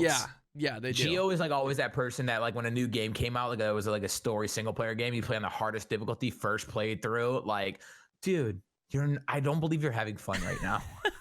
Some people like that, though. 48 times on the same section. Like that, I'm frustrated for you right now, and you still are smiling, and I don't know why. Yeah, some people want that. I don't know. Yeah, I like to feel accomplished, but I don't like to beat my head against the wall. Like, if it's so fucking hard that it feels like it's impossible to beat, and I have to be perfect, then I'm like, oh, this is too grindy, man. I ain't doing it. So yeah. So I think normal difficulty, I think you can do it. And then the game is really trolly. So if you die too many times in a certain part, it'll literally say, you can lower the difficulty. Like, it'll fucking tell you. Yeah. And then, but that made me want to beat it even more. I was like, no, fuck you. Watch your mouth, game. Yeah, I can do this. Do you know who you're talking to? This is the GoldGlow07, all right? I make Gears of War montages back in the day. I can handle this shit. No, but like it's a great game. So I played those 2 games recently. That's basically like all I've been streaming is those 2 single player experiences, and I flew through both of them. Like, I beat Jedi Fallen Order in 3 streams, but literally that's all I Yeah. played in 3 streams. And I wanted to keep playing it every single night. Like, I did not want to put it down. It was so good. And then Death Yeah. Stranding, I felt that way too. It was like, I want to do I just want to do one more run. No, I've been streaming for 8 hours. I gotta cut myself off. We'll try to finish it tomorrow. And it's one of those games that it's like, oh, I think I'm near the end. No, you're not. You're like, you might be halfway. You might be halfway. It just keeps going, dude. Dang. Keeps on going. Definitely worth Dude. though. Definitely worth. So tell us about your Pokemon experience. You fucking you Pokemon whore. Actually, I put like 60 hours in the game in the last 7 streams. Like What? Yeah, dude. Woo! Like That's all you've been playing? Pokemon? literally. So I I literally set a day aside, like since the game came out, because I was like, okay, a week straight, a literal week straight, I played nothing but Pokemon, like 10-hour streams, 10-hour streams every single day. Like, let me not play Pokemon today. And a buddy had hit me up. It was like, oh, have you checked the new league changes yet? And I was like, oh no, do you want to play League tomorrow? So I literally set aside a day to play something other than Pokemon, and ended up booting up my Pokemon and like hatching eggs while I was waiting for Q to pop on League. Oh And my I was God. like, it was like, dude, I don't know what it is. Like, it's not necessarily like anything like new or revolutionary when it comes to Pokemon games. Yeah, It's just a new Pokemon game. Yeah. And it's so okay. nostalgic to me. And I just love, I grew up with it, and I love the Pokemon games growing up. And it's something that, and especially now, I took a step back from Pokemon games for the longest time because I couldn't stream them, solely because I couldn't stream them, not because I couldn't enjoy them. But I most of the time when I'm playing video games now, I do it on stream or I'm making content for it. Right. And because I couldn't, I skipped like the last, like however many that were on like the 3DS and stuff. And so I haven't like really played a new Pokemon game until Let's Go came out on the Switch. And now, but that was just a remake of Yellow. Now I get a new generation out on the Switch, and I'm eating it up, dude. I'm having like, we beat the game in like the first 2 streams. We completed the Pokedex in the next, and mind you, 400 Pokemon. And there's a ton of, I will say, it got very, very tedious completing the Pokedex. Because like back in our day, back in our day, even like the hardest like Pokemon to get was either like a starter, because you had to trade for it, or like the trade evolution. So like Gengar, Machamp, like you had to trade with someone else in order to get those like final evolutions. Right. And that was difficult a lot of the times. Now I'm not even, it's gonna sound like I'm fucking joking. I'm not, two evolutions that really, 3, I'll talk about 3 that really ticked me off. You had to, with one particular Pokemon, you had to take 49, at minimum 49 damage in a fight, then go stand under a rock. And wait, that's how did you know about that? Does it tell you? Chat told me. Okay, see, Another how does that work? How do people even find that out? Listen, another one, you had to give a Pokemon a particular berry and spin in circles. Just stand still. It doesn't matter what level it is. You have to like give it a berry and spin in a circle. Another one, okay? And I actually couldn't get this one to work because my Switch was messed up because I was using a Pro controller and not actually using the Switch. Uh-huh. You have to, when it levels up after like level 30, you have to take your Switch tilt controls, and flip it upside down. What the fuck? And then like play through like the whole level up sequence with your Switch upside down, and it evolves. And I couldn't get that to work. I was literally sitting here like playing, grow a level, take my Switch off the dock, go into full cam, and I'm like playing like in my camera upside down, and I couldn't get this fucker to evolve. And it was so Is that the one you had to trade for? Huh? Is that the one you traded for?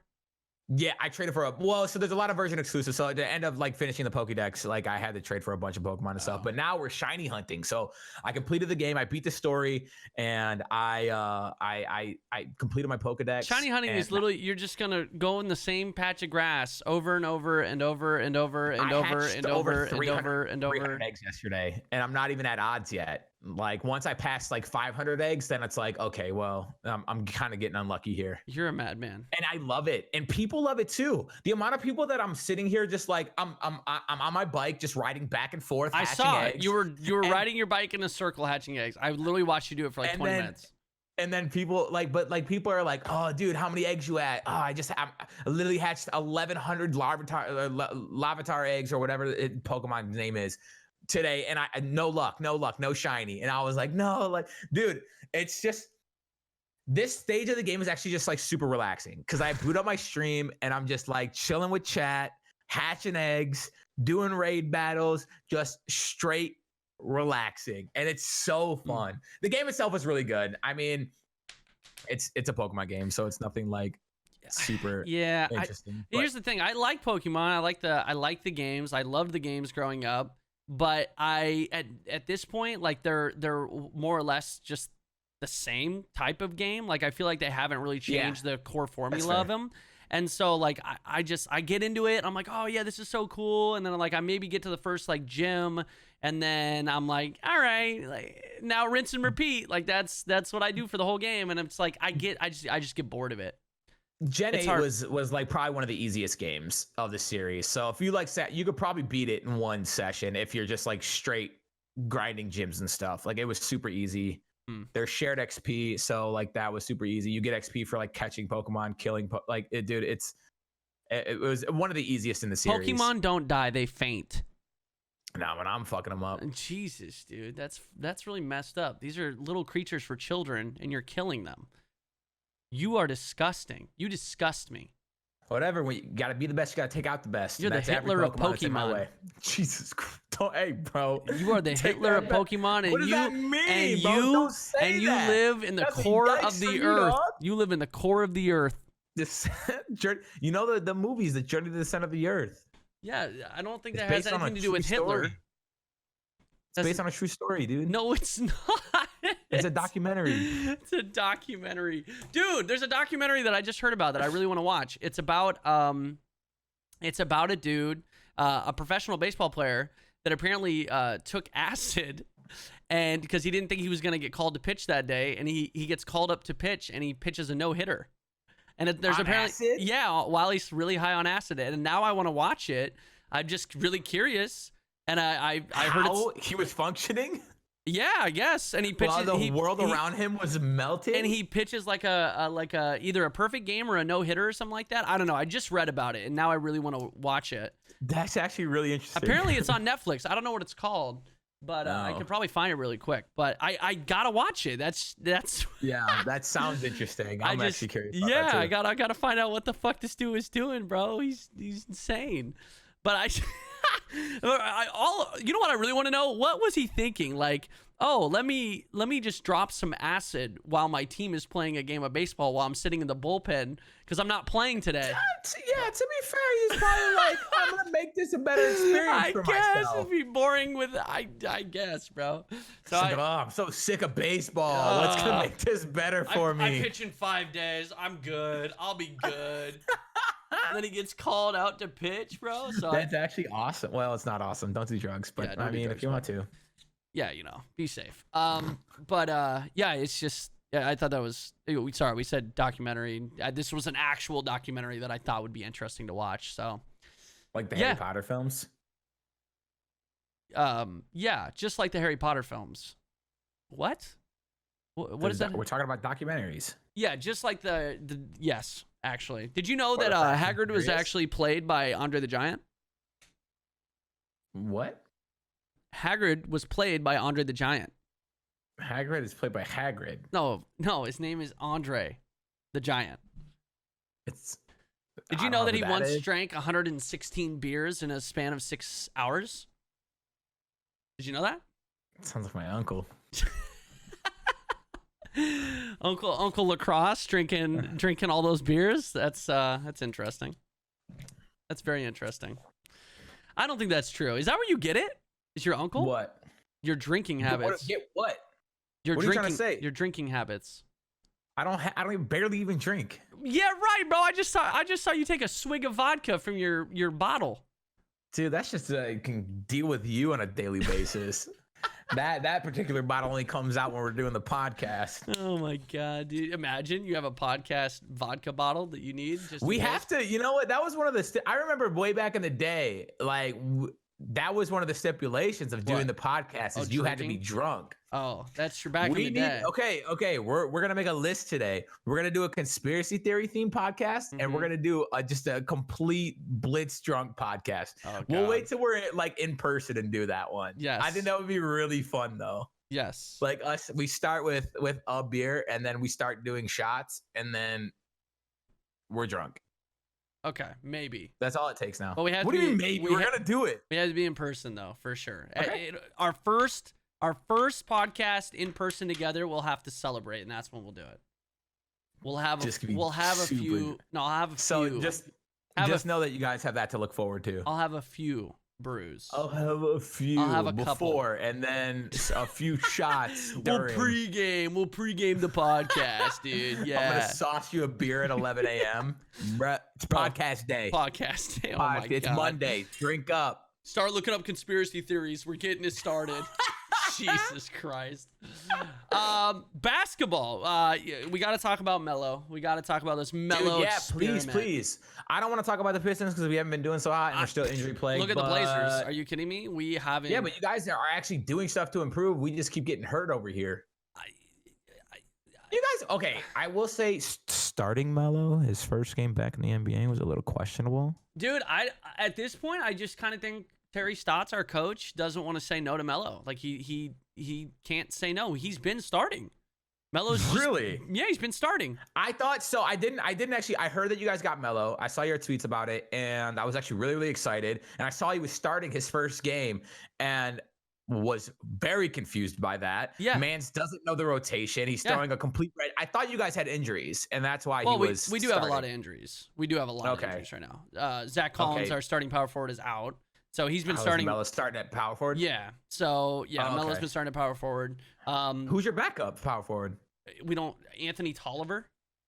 Tolliver's nice, though. He's been playing well for you guys. No, let's just say no. We just don't have we don't have a big man. So we waived Gasol. We don't have Gasol on the team anymore. He might be signing on as a coach to coach the big guys. Yeah. So I don't know. He announced it. He was actually the one that announced it on his Twitter. I have a feeling he's not going to be back in the league, but maybe he will. But he's apparently Pistons should pick him up. I mean, he's injured, so he's rehabbing right now. But apparently he might be staying on as like a coaching role for our bigs, which is going to be kind of nice. But we'll see. But MELO went 0 for 8 from downtown last game, or 0 for 7. Neither one is better than the other. It's a little rough. Dame has been injured, but no, it's low risk, high reward. That's what I've been telling myself. I'm trying to be optimistic about it, because it's still really early on in the season too. You guys can make like these kind of decisions as long as you make the playoffs. Anything can happen. So exactly. And I still have faith in our team that we can at least, even if this shit start, we can still, worst case scenario, grab an 8th seed and at least get into the playoffs. And hopefully everyone's ready by the playoffs because, we're waiting for Nurk to come back. Once Nurk comes back, and, Hassan Whiteside's been injured as well. Like, we're just so injured right now. If everyone can get healthy, Nurk comes back. I don't know if we'll keep Hassan when Nurk comes back. It really depends. We might trade Whiteside at the trade deadline. I don't know. I actually don't know what the I like Whiteside. I like him on your team too. I know you have your reservations about him, but I think he's a great defender. He is the most physical specimen that doesn't give a shit. Like, he plays so fucking lazy, it blows my mind. If I was as big as him, first off, he plays like he'll get the ball in the post and he brings it down to his feet.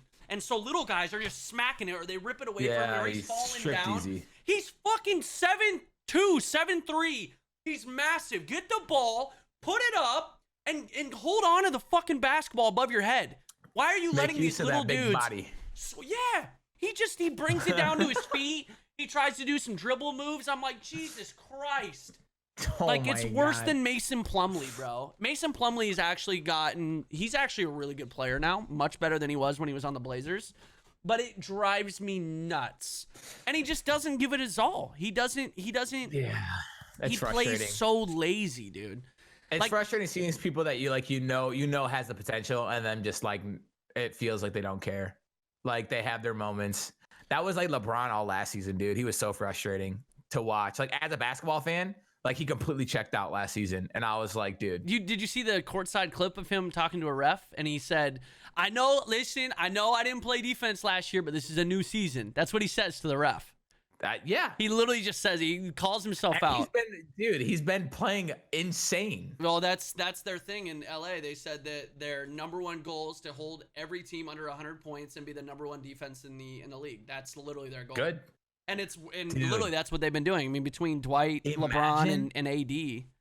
Imagine like being the number one defense in the NBA and only holding people under 100 points. I remember back in the early 2000s, the Pistons held they broke a record for holding. It was teams under 60. Wait, I believe. What? 60? Teams under I would believe 60 60? Maybe 70. Dude, I swear to God, it was 60 is low. Like shutting people. Like we were winning games like 72 to 54.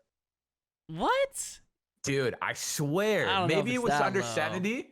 Bro, I don't remember that. That's crazy. That's the speed of the game has increased so much since the early 2000s. It's absolutely insane. The speed of the game and a lot more threes. There's just a lot more shooters. It's not ruining the game. It's not passing it down to the big man on the block and just letting him be physical for 2 points, or not, now it's the tempo is a lot faster. People and everyone's just talking up threes. 3 for 30 because every team is going 3 for 30. Yeah. Imagine if people were just more efficient. I mean, there's a lot of really efficient. Sorry, I just got distracted because I looked in my chat and from like 10 minutes ago, and someone said Hagrid was not played by Andre the Giant. Yeah, because he's played by Hagrid. Yeah, come on, bro. Jesus Christ. Anyway, this has been it's been a wild basketball season. It's been a wild basketball season so far. I'm excited, man. I mean, I hope your team gets it together with this whole MELO starting. I guess with the injuries and stuff, it kind of makes sense. But he would be an awesome role player, dude. He'd be an awesome. You gotta imagine though. He came in the league at the same time. 2003. LeBron. Yeah, and so LeBron's still having a great career, but LeBron will retire as the best of all time, the actual GOAT. And if anyone wants to fight me on that, Michael, Kobe, feel free. You're gonna fight them specifically? Yeah, if you guys want to come argue against me, you're more than welcome to. LeBron will retire in the NBA as the best of all time. All right. Someone put it, you know what? Someone put it into perspective, and I thought this was kind of nice. It was like 1960s, Bill Russell, 1970s, Wilt Chamberlain, 1980s, Larry Bird and someone else, Magic Johnson, 1990s, Michael Jordan, 2000s, LeBron, and then it was like 2010s. Like who's gonna? Well, yeah, because we're in 2019. I guess you're right. But 2020, who's gonna be in 2020? So I have adamantly argued that you're right. Dwayne Wade's prime was better than LeBron's prime. But LeBron, what do you mean? LeBron's in his 7th prime right now. Look at him. But that's the argument, though. Yeah. Dwayne Wade had like 2 seasons where he was like, I would have taken Dwayne Wade in those 2 seasons over LeBron in those 2 seasons. But as a franchise, LeBron's prime has spanned like the last 15 fucking years. Like the dude doesn't seem to age ever. He just continues to improve his game and play to his strengths. I'm sorry. 2000 was Kobe, then 2010's LeBron, then 2020. Yeah, dude, my favorite. That's what I saw. Look, I love Kobe Bryant. I absolutely love Kobe Bryant, right? He's one of my favorite basketball players of all time. But when people try to argue that Kobe, I saw a video one time and it fucking kills me. But people try to argue that Kobe was the greatest of all time. Kobe's better than LeBron and stuff. No. And dude, this dad, he was like talking to his kids. He was like, how y'all gonna say that Kobe is the greatest of all time when Kobe wasn't even the best on his team? So when they were winning the championships and stuff like Shaq was winning more finals MVPs than him. Yep. And so he was like, bro, how are you gonna, like, how is that an argument when he wasn't even the best on his team? That's true. Like, get out of here with that. I love Kobe. I love Shaq. I just love basketball. That's a whole can of worms we could open. That's, but let's not get into that. I mean, we could argue all day on who the best is. I mean, there's no doubt about it. LeBron is definitely up there, and he's hands down like the most dominant athlete.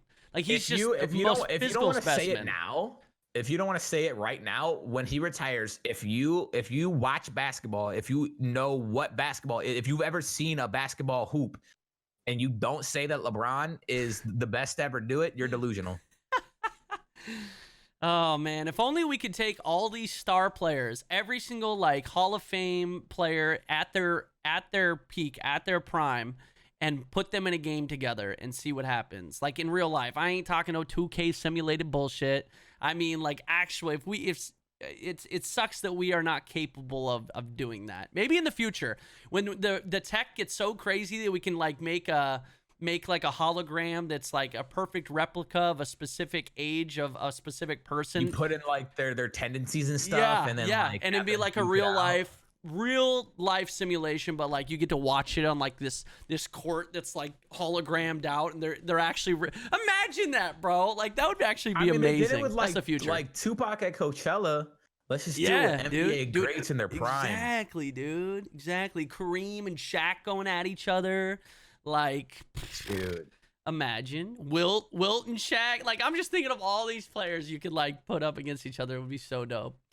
So Jordan and LeBron and Kobe all going at it. Magic.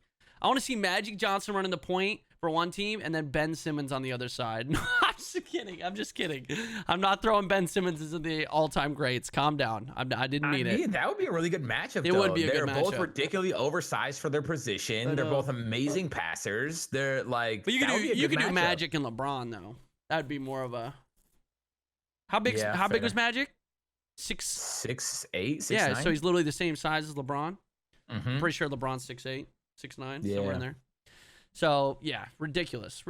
I mean, you can do so many things like that, but that's what sucks. Like, it's just we just it only comes down to what people saw during those specific times, like when people are at their peaks. You know, like I don't know anything about basketball from the 60s, 70s, 80s, early 90s because I wasn't alive. I didn't see it with my own eyes. You know, I see tape, but like think about all the footage you've seen of Wilt Chamberlain.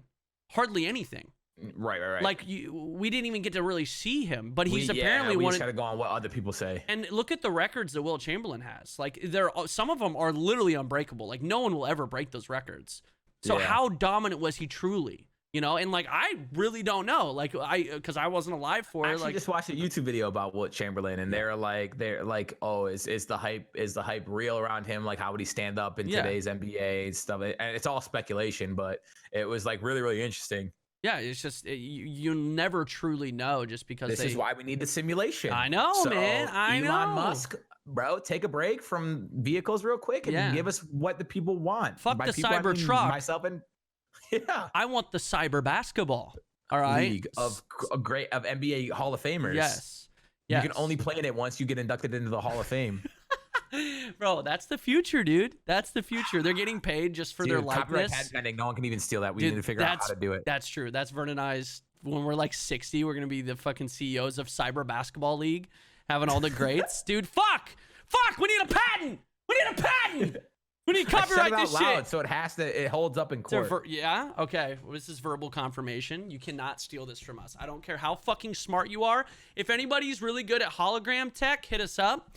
We'll hit up Elon for this billion-trillion-dollar idea. I think this is smart. How do we get the players to sign off on their likeness? They have to get. Dude, I don't know. Charles Barkley's gonna be a rough one. He hasn't been in a 2K game in like 3 years. We gotta pay him buku bucks, and he needs to know I'm broke. Jesus, man. True. I can't fork that out. We're gonna have to get some investors. We'll figure it out. Elon. Yeah, I don't think Elon's. What's up, bro? You have the list of topics. I know we have some more, but yeah, to finish the basketball segment, MELO Blazers, interesting experiment. So far hasn't been so great, but we'll see. Hopefully it gets better and better.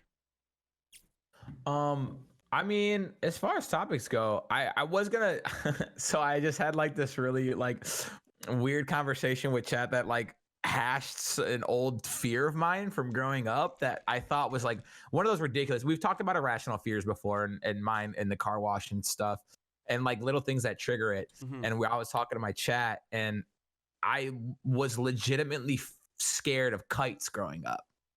Like in what way? Like them hitting you, them wrapping around you and flying away with you? Literally like taking. Okay, so here's the thing. Wind was scary to me growing up as well because I associated like really high winds with tornadoes and tornadoes with death. Like that's just how my brain worked. Wait, little baby. Say that one more time. Wind. No. Say the word tornado. Tornado. Okay. What did I say before? I think tornado. Tornado. I was I probably did. I was like, whoa, he says tornado weird. Yeah, tornado. But so like I had like a fear of wind growing up, and like really bad thunderstorms and stuff like that like always scared me. I always like panicked. My anxiety would go like through the roof. And I remember like playing with kites before, and like they're obviously in the air, and like a really big gust of wind picks up, and it like will jerk you around, and like that absolutely terrified me. Scared I was scared it was gonna pick me up and like take me away, and like no joke, like I would have nightmares of like the wind picking me up and like me not letting go, and like I couldn't let go, right? Because if I let go, then I lose my kite, and my parents spent money on that kite. So you'd rather be taken away in the tornado, and you would never let go. I would rather none of that happen. So I just don't. I didn't like kites. You don't fuck with kites. I hate them, and to this day, I don't like kites. I don't like being out of control, and I feel like kites are such a dumb toy. Like, what's so fun about, dude? Yeah, I have no control over this. The wind is literally gonna be like tossing my little and I was just a kid at the time, so I'm little. Like what? A gust of wind can come scoop up 40 pounds. I'm imagining you now, like when you go outside, there's a little gust of wind. You're like, what the fuck, dude? I mean, I'm a little better about it now. I still don't really like heavy winds, especially now,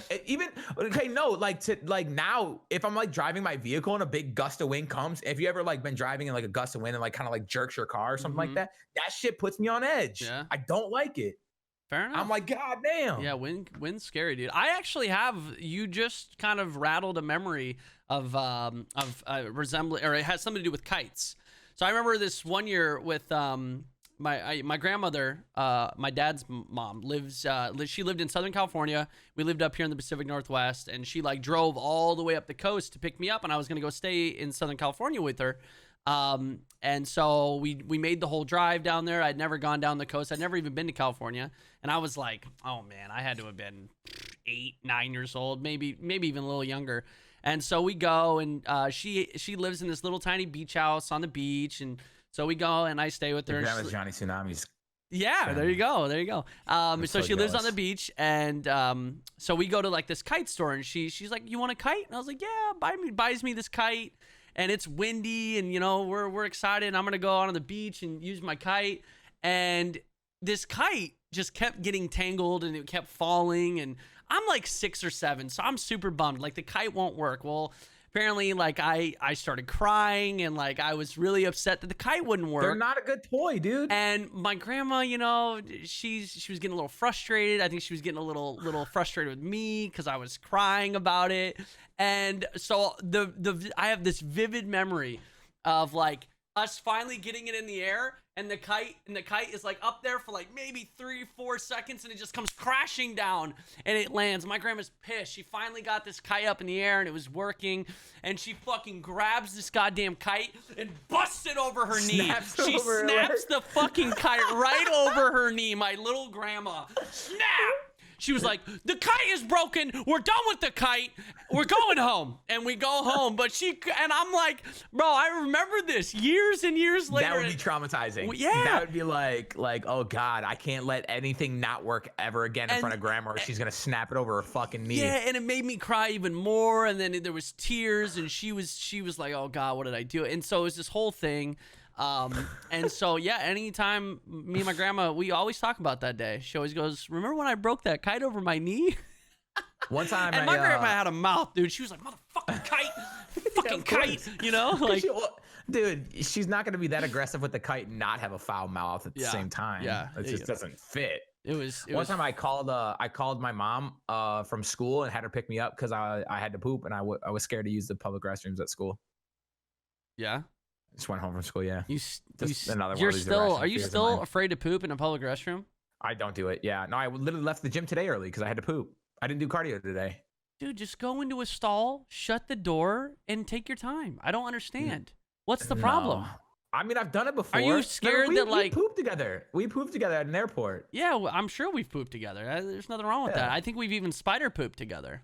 Maybe. I think we've spider pooped. Chad, if you didn't know what a spider poop was, it's when so you sit on the toilet normally, and then your friend or whoever you want to spider poop with they straddle you, putting their legs kind of behind you.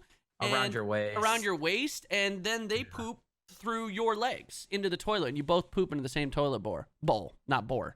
It's called spider pooping. It's this thing that me and Vern have been doing since the day we met. It's actually how we met.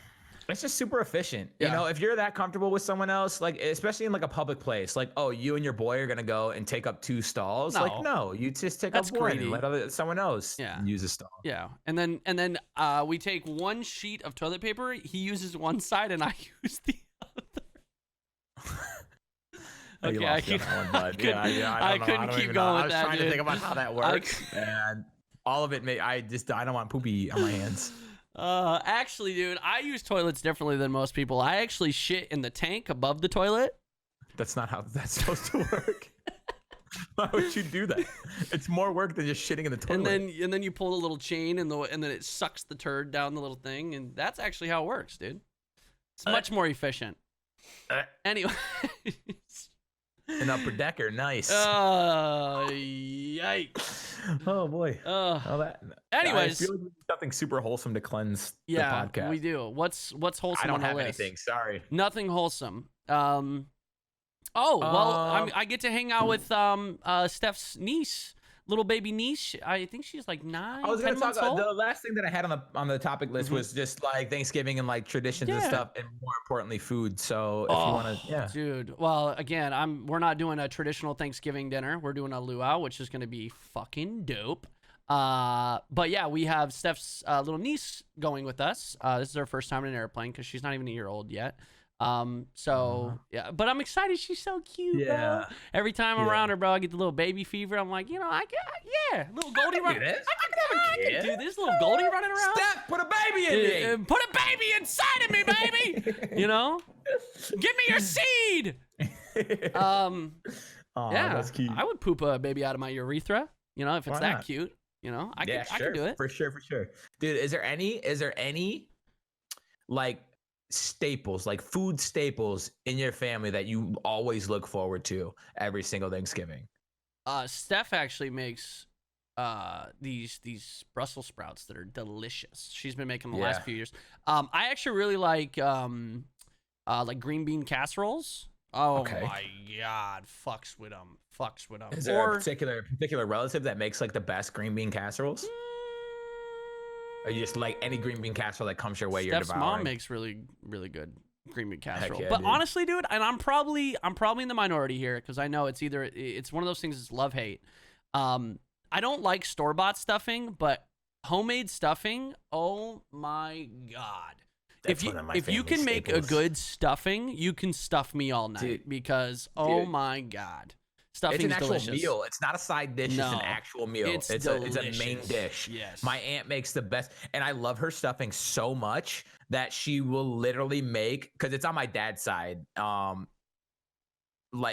Usually how holidays go, I spend like half of the time in the morning with one side, and then I go to the other side.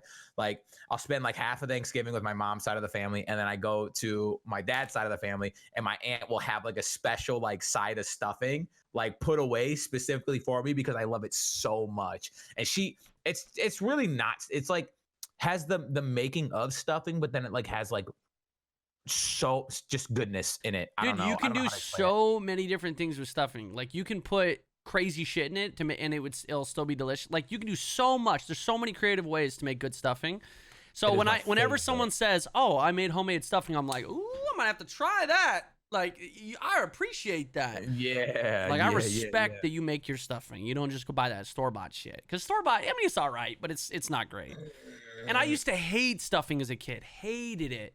And then I had good stuffing once. It was literally just stuffing. I've been to Thanksgivings before where it's literally just like breadcrumbs, like wet breadcrumbs that were shoved up a turkey's ass. Like, nah, come on, bro. Yeah, no. Once you have a good stuffing, like someone that's bake really that made some good shit. Put all the good shit in it and just bake it in the oven and call it stuffing. Like, I don't need it to actually be stuffing in order to be like call it stuffing. Dude, they be digging it out, bro. It's weird. It's weird. I'm like having flashbacks of like people gutting a fucking turkey after it's done baking. Like, oh, it's stuffing. It's stuffing. Like, bro, I'll eat it because I'm a big boy, but Yeah, no, I like all food. I really like sweet potatoes, yams. I love sweet potatoes. Love them. So the stuffing is like my dad's side, like specialty, something I look forward to. On my mom's side, I have another aunt who makes what we call green stuff. I didn't know what it was literally until. Is it fruit salad? Kind of. Okay. It's like pistachio pudding mix. Yep. And instead of like making pudding, she like mixes it up in Cool Whip. Yep. It's fruit salad. And well, when you say fruit salad, I think of an actual fruit salad, not like some sugared up Cool Whip it's concoction. Cool Whip with pistachios to make it green, and then but what does it have in it? It has fruit, right? Sometimes it has like pineapples, like little bits of pineapple, sometimes like cherries in it. She's even put marshmallows in it sometimes, but it is literally so good. I'll eat mountains of it. Yeah, I've definitely had that a few times. I've even had the green one. I didn't know if it was made with that or if it was just like food coloring that they did it with. Pistachio pudding mix. I didn't even think about that. Ooh, that'd be yummy. Ooh. Dude. Yeah. And I seriously didn't know what it was, but it was just green stuff. Yeah. I'd go over to her house. Auntie, you got any green stuff? Say there's a whole bowl in the fridge. Oh, Help man. yourself. You got that green? Yo, auntie, you got that green? Are there more green stuff left? Made you your own bowl. It's in this big ass bowl. bowl. Oh man, see, waddle my way to the now living I'll room. admit I'm a little jealous. I'm not gonna have like a traditional Thanksgiving dinner. Shut up! You're going to No, Hawaii. I am though. Like, and now I'm thinking about all the things I'm not gonna get, and I'm like, I'm a little. Man. Yeah, and I'm thinking about the beaches I can't lay on, sipping Mai Tais under the fucking sun. I'm gonna sit here freezing my dick off. Yeah, it's gonna be kind of nice. Stuffing up my ass, dude. But here's the thing, man. I've never done this. Like, I've ever in my entire life, bro. It's gonna be fun. And then just do Thanksgiving after. Maybe, yeah. Do it at your house. I mean, to be fair, we kind of like eat the same stuff for Christmas, so maybe I'll just. Easy. Christmas is right around the corner, dude. Dude, I can't wait. Yeah, I know. Christmas about to be so lit. It's about to be good. I'm just excited to see all the family. A little relaxing. Just have the holiday time. I mean, there's no time to relax. It's Christmas. Oh my gosh, dude. We're gonna relax. Turn up. So Theonis we have a question from the chat. He asks, and it kind of backtracks a little bit about what we were saying before, but he said, let's say at some point you guys have kids and they get to the middle school age where sports get more competitive. If your kids want to join a gaming team or game competitively, how would you handle that? Wait, sports get more competitive, but join a gaming team or game competitively? Maybe he's saying like competitive gaming, because I know like some colleges and stuff, they have competitive gaming teams. Like maybe that trickles down to like high school, middle school stuff. I mean, hey, yeah, I'm down for that. I'm down to support my kid in whatever he wants to do, as long as it's not cooking meth. I think it's like really, really important to, while they're growing up, like expose them to as many things as possible. Like sports, musical instruments, just so they find everything. What they're passionate about. Yeah, but I'm never gonna be one to like, okay, I like basketball, so you're gonna play basketball type deal. But I want my child, like boy or girl, to be able to experience everything and anything, and then have them choose. But how are they gonna know they don't like it unless they try? So like dancing, singing, basketball, competitive gaming, like whatever they want to do, I want them to try it. I want them to experience it and then make the choice for themselves. Exactly. That's the way to do it. They're gonna get my support no matter what. Yeah. Unless their passion is murdering people. Yeah, that's not good. Making my life hell. What if they're murdering evil people?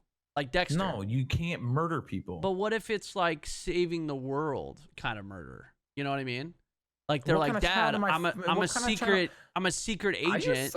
Are you saying my future wife is Wonder Woman? Maybe. Because dude. But what if your kid's like a secret agent and he's saving the world? He's killing the worst of the bad guys. And he's murdering them. Agent, I'm sure he's not coming home to our family fucking dinner like, yeah, he might. Dad, that's his. I had to murder 3 more people today, but they're like a drug high up in the drug cartel, Dad. Oh, good job, son. I'm so proud of you. Now eat your fucking veggies.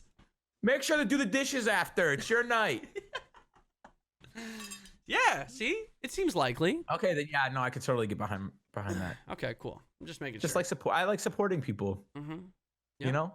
Yeah. Especially my kid that I don't have. Probably never will. You're gonna be a great dad. You're gonna be a great Uncle Vern. You're gonna be a great dad. Everything. You're gonna be fantastic. All right. Yeah, I just gotta have to find the woman that wants to have sex with me first. Dude, there's plenty out there. All right, there's plenty. I mean, listen. That I want to have a kid with, though. Listen, hot bitches in Vern's area. I just popped up on my phone, so we can definitely it's take empty. Do it. That app. We can take a gander. Unless, yeah, we can. Okay, yeah. I mean, this is that was all the topics, dude, and we rambled on about. Dude, did you hear that? Courage and Toast moved to YouTube and Facebook. Yep, and penis Dude, enlargement. Don't forget about the penis enlargement. Well, guys, unfortunately, as you can see, I have lost my brother. He is frozen in time, but goddamn, at least we get to see him in beautiful, beautiful HD. Look at them lips. If you guys cannot see what I'm talking about right now, unfortunately, we had like a disconnect through Discord. Vern is frozen on my screen right now, but we were just about to wrap things up anyway. It looks like we're having some technical difficulties. We appreciate you guys listening to the podcast or watching. Thank you guys so much for hanging out with us today. I think today was the longest podcast ever, or at least longest podcast today, or since we rebooted, not today. Jesus, I'm losing my mind. Y'all are beautiful. Thank you for listening to episode 9. We're going to be back in 2 weeks for another episode, so hopefully we'll catch you guys then. Enjoy the rest of your guys' day, and we'll see you guys later. Have a great one.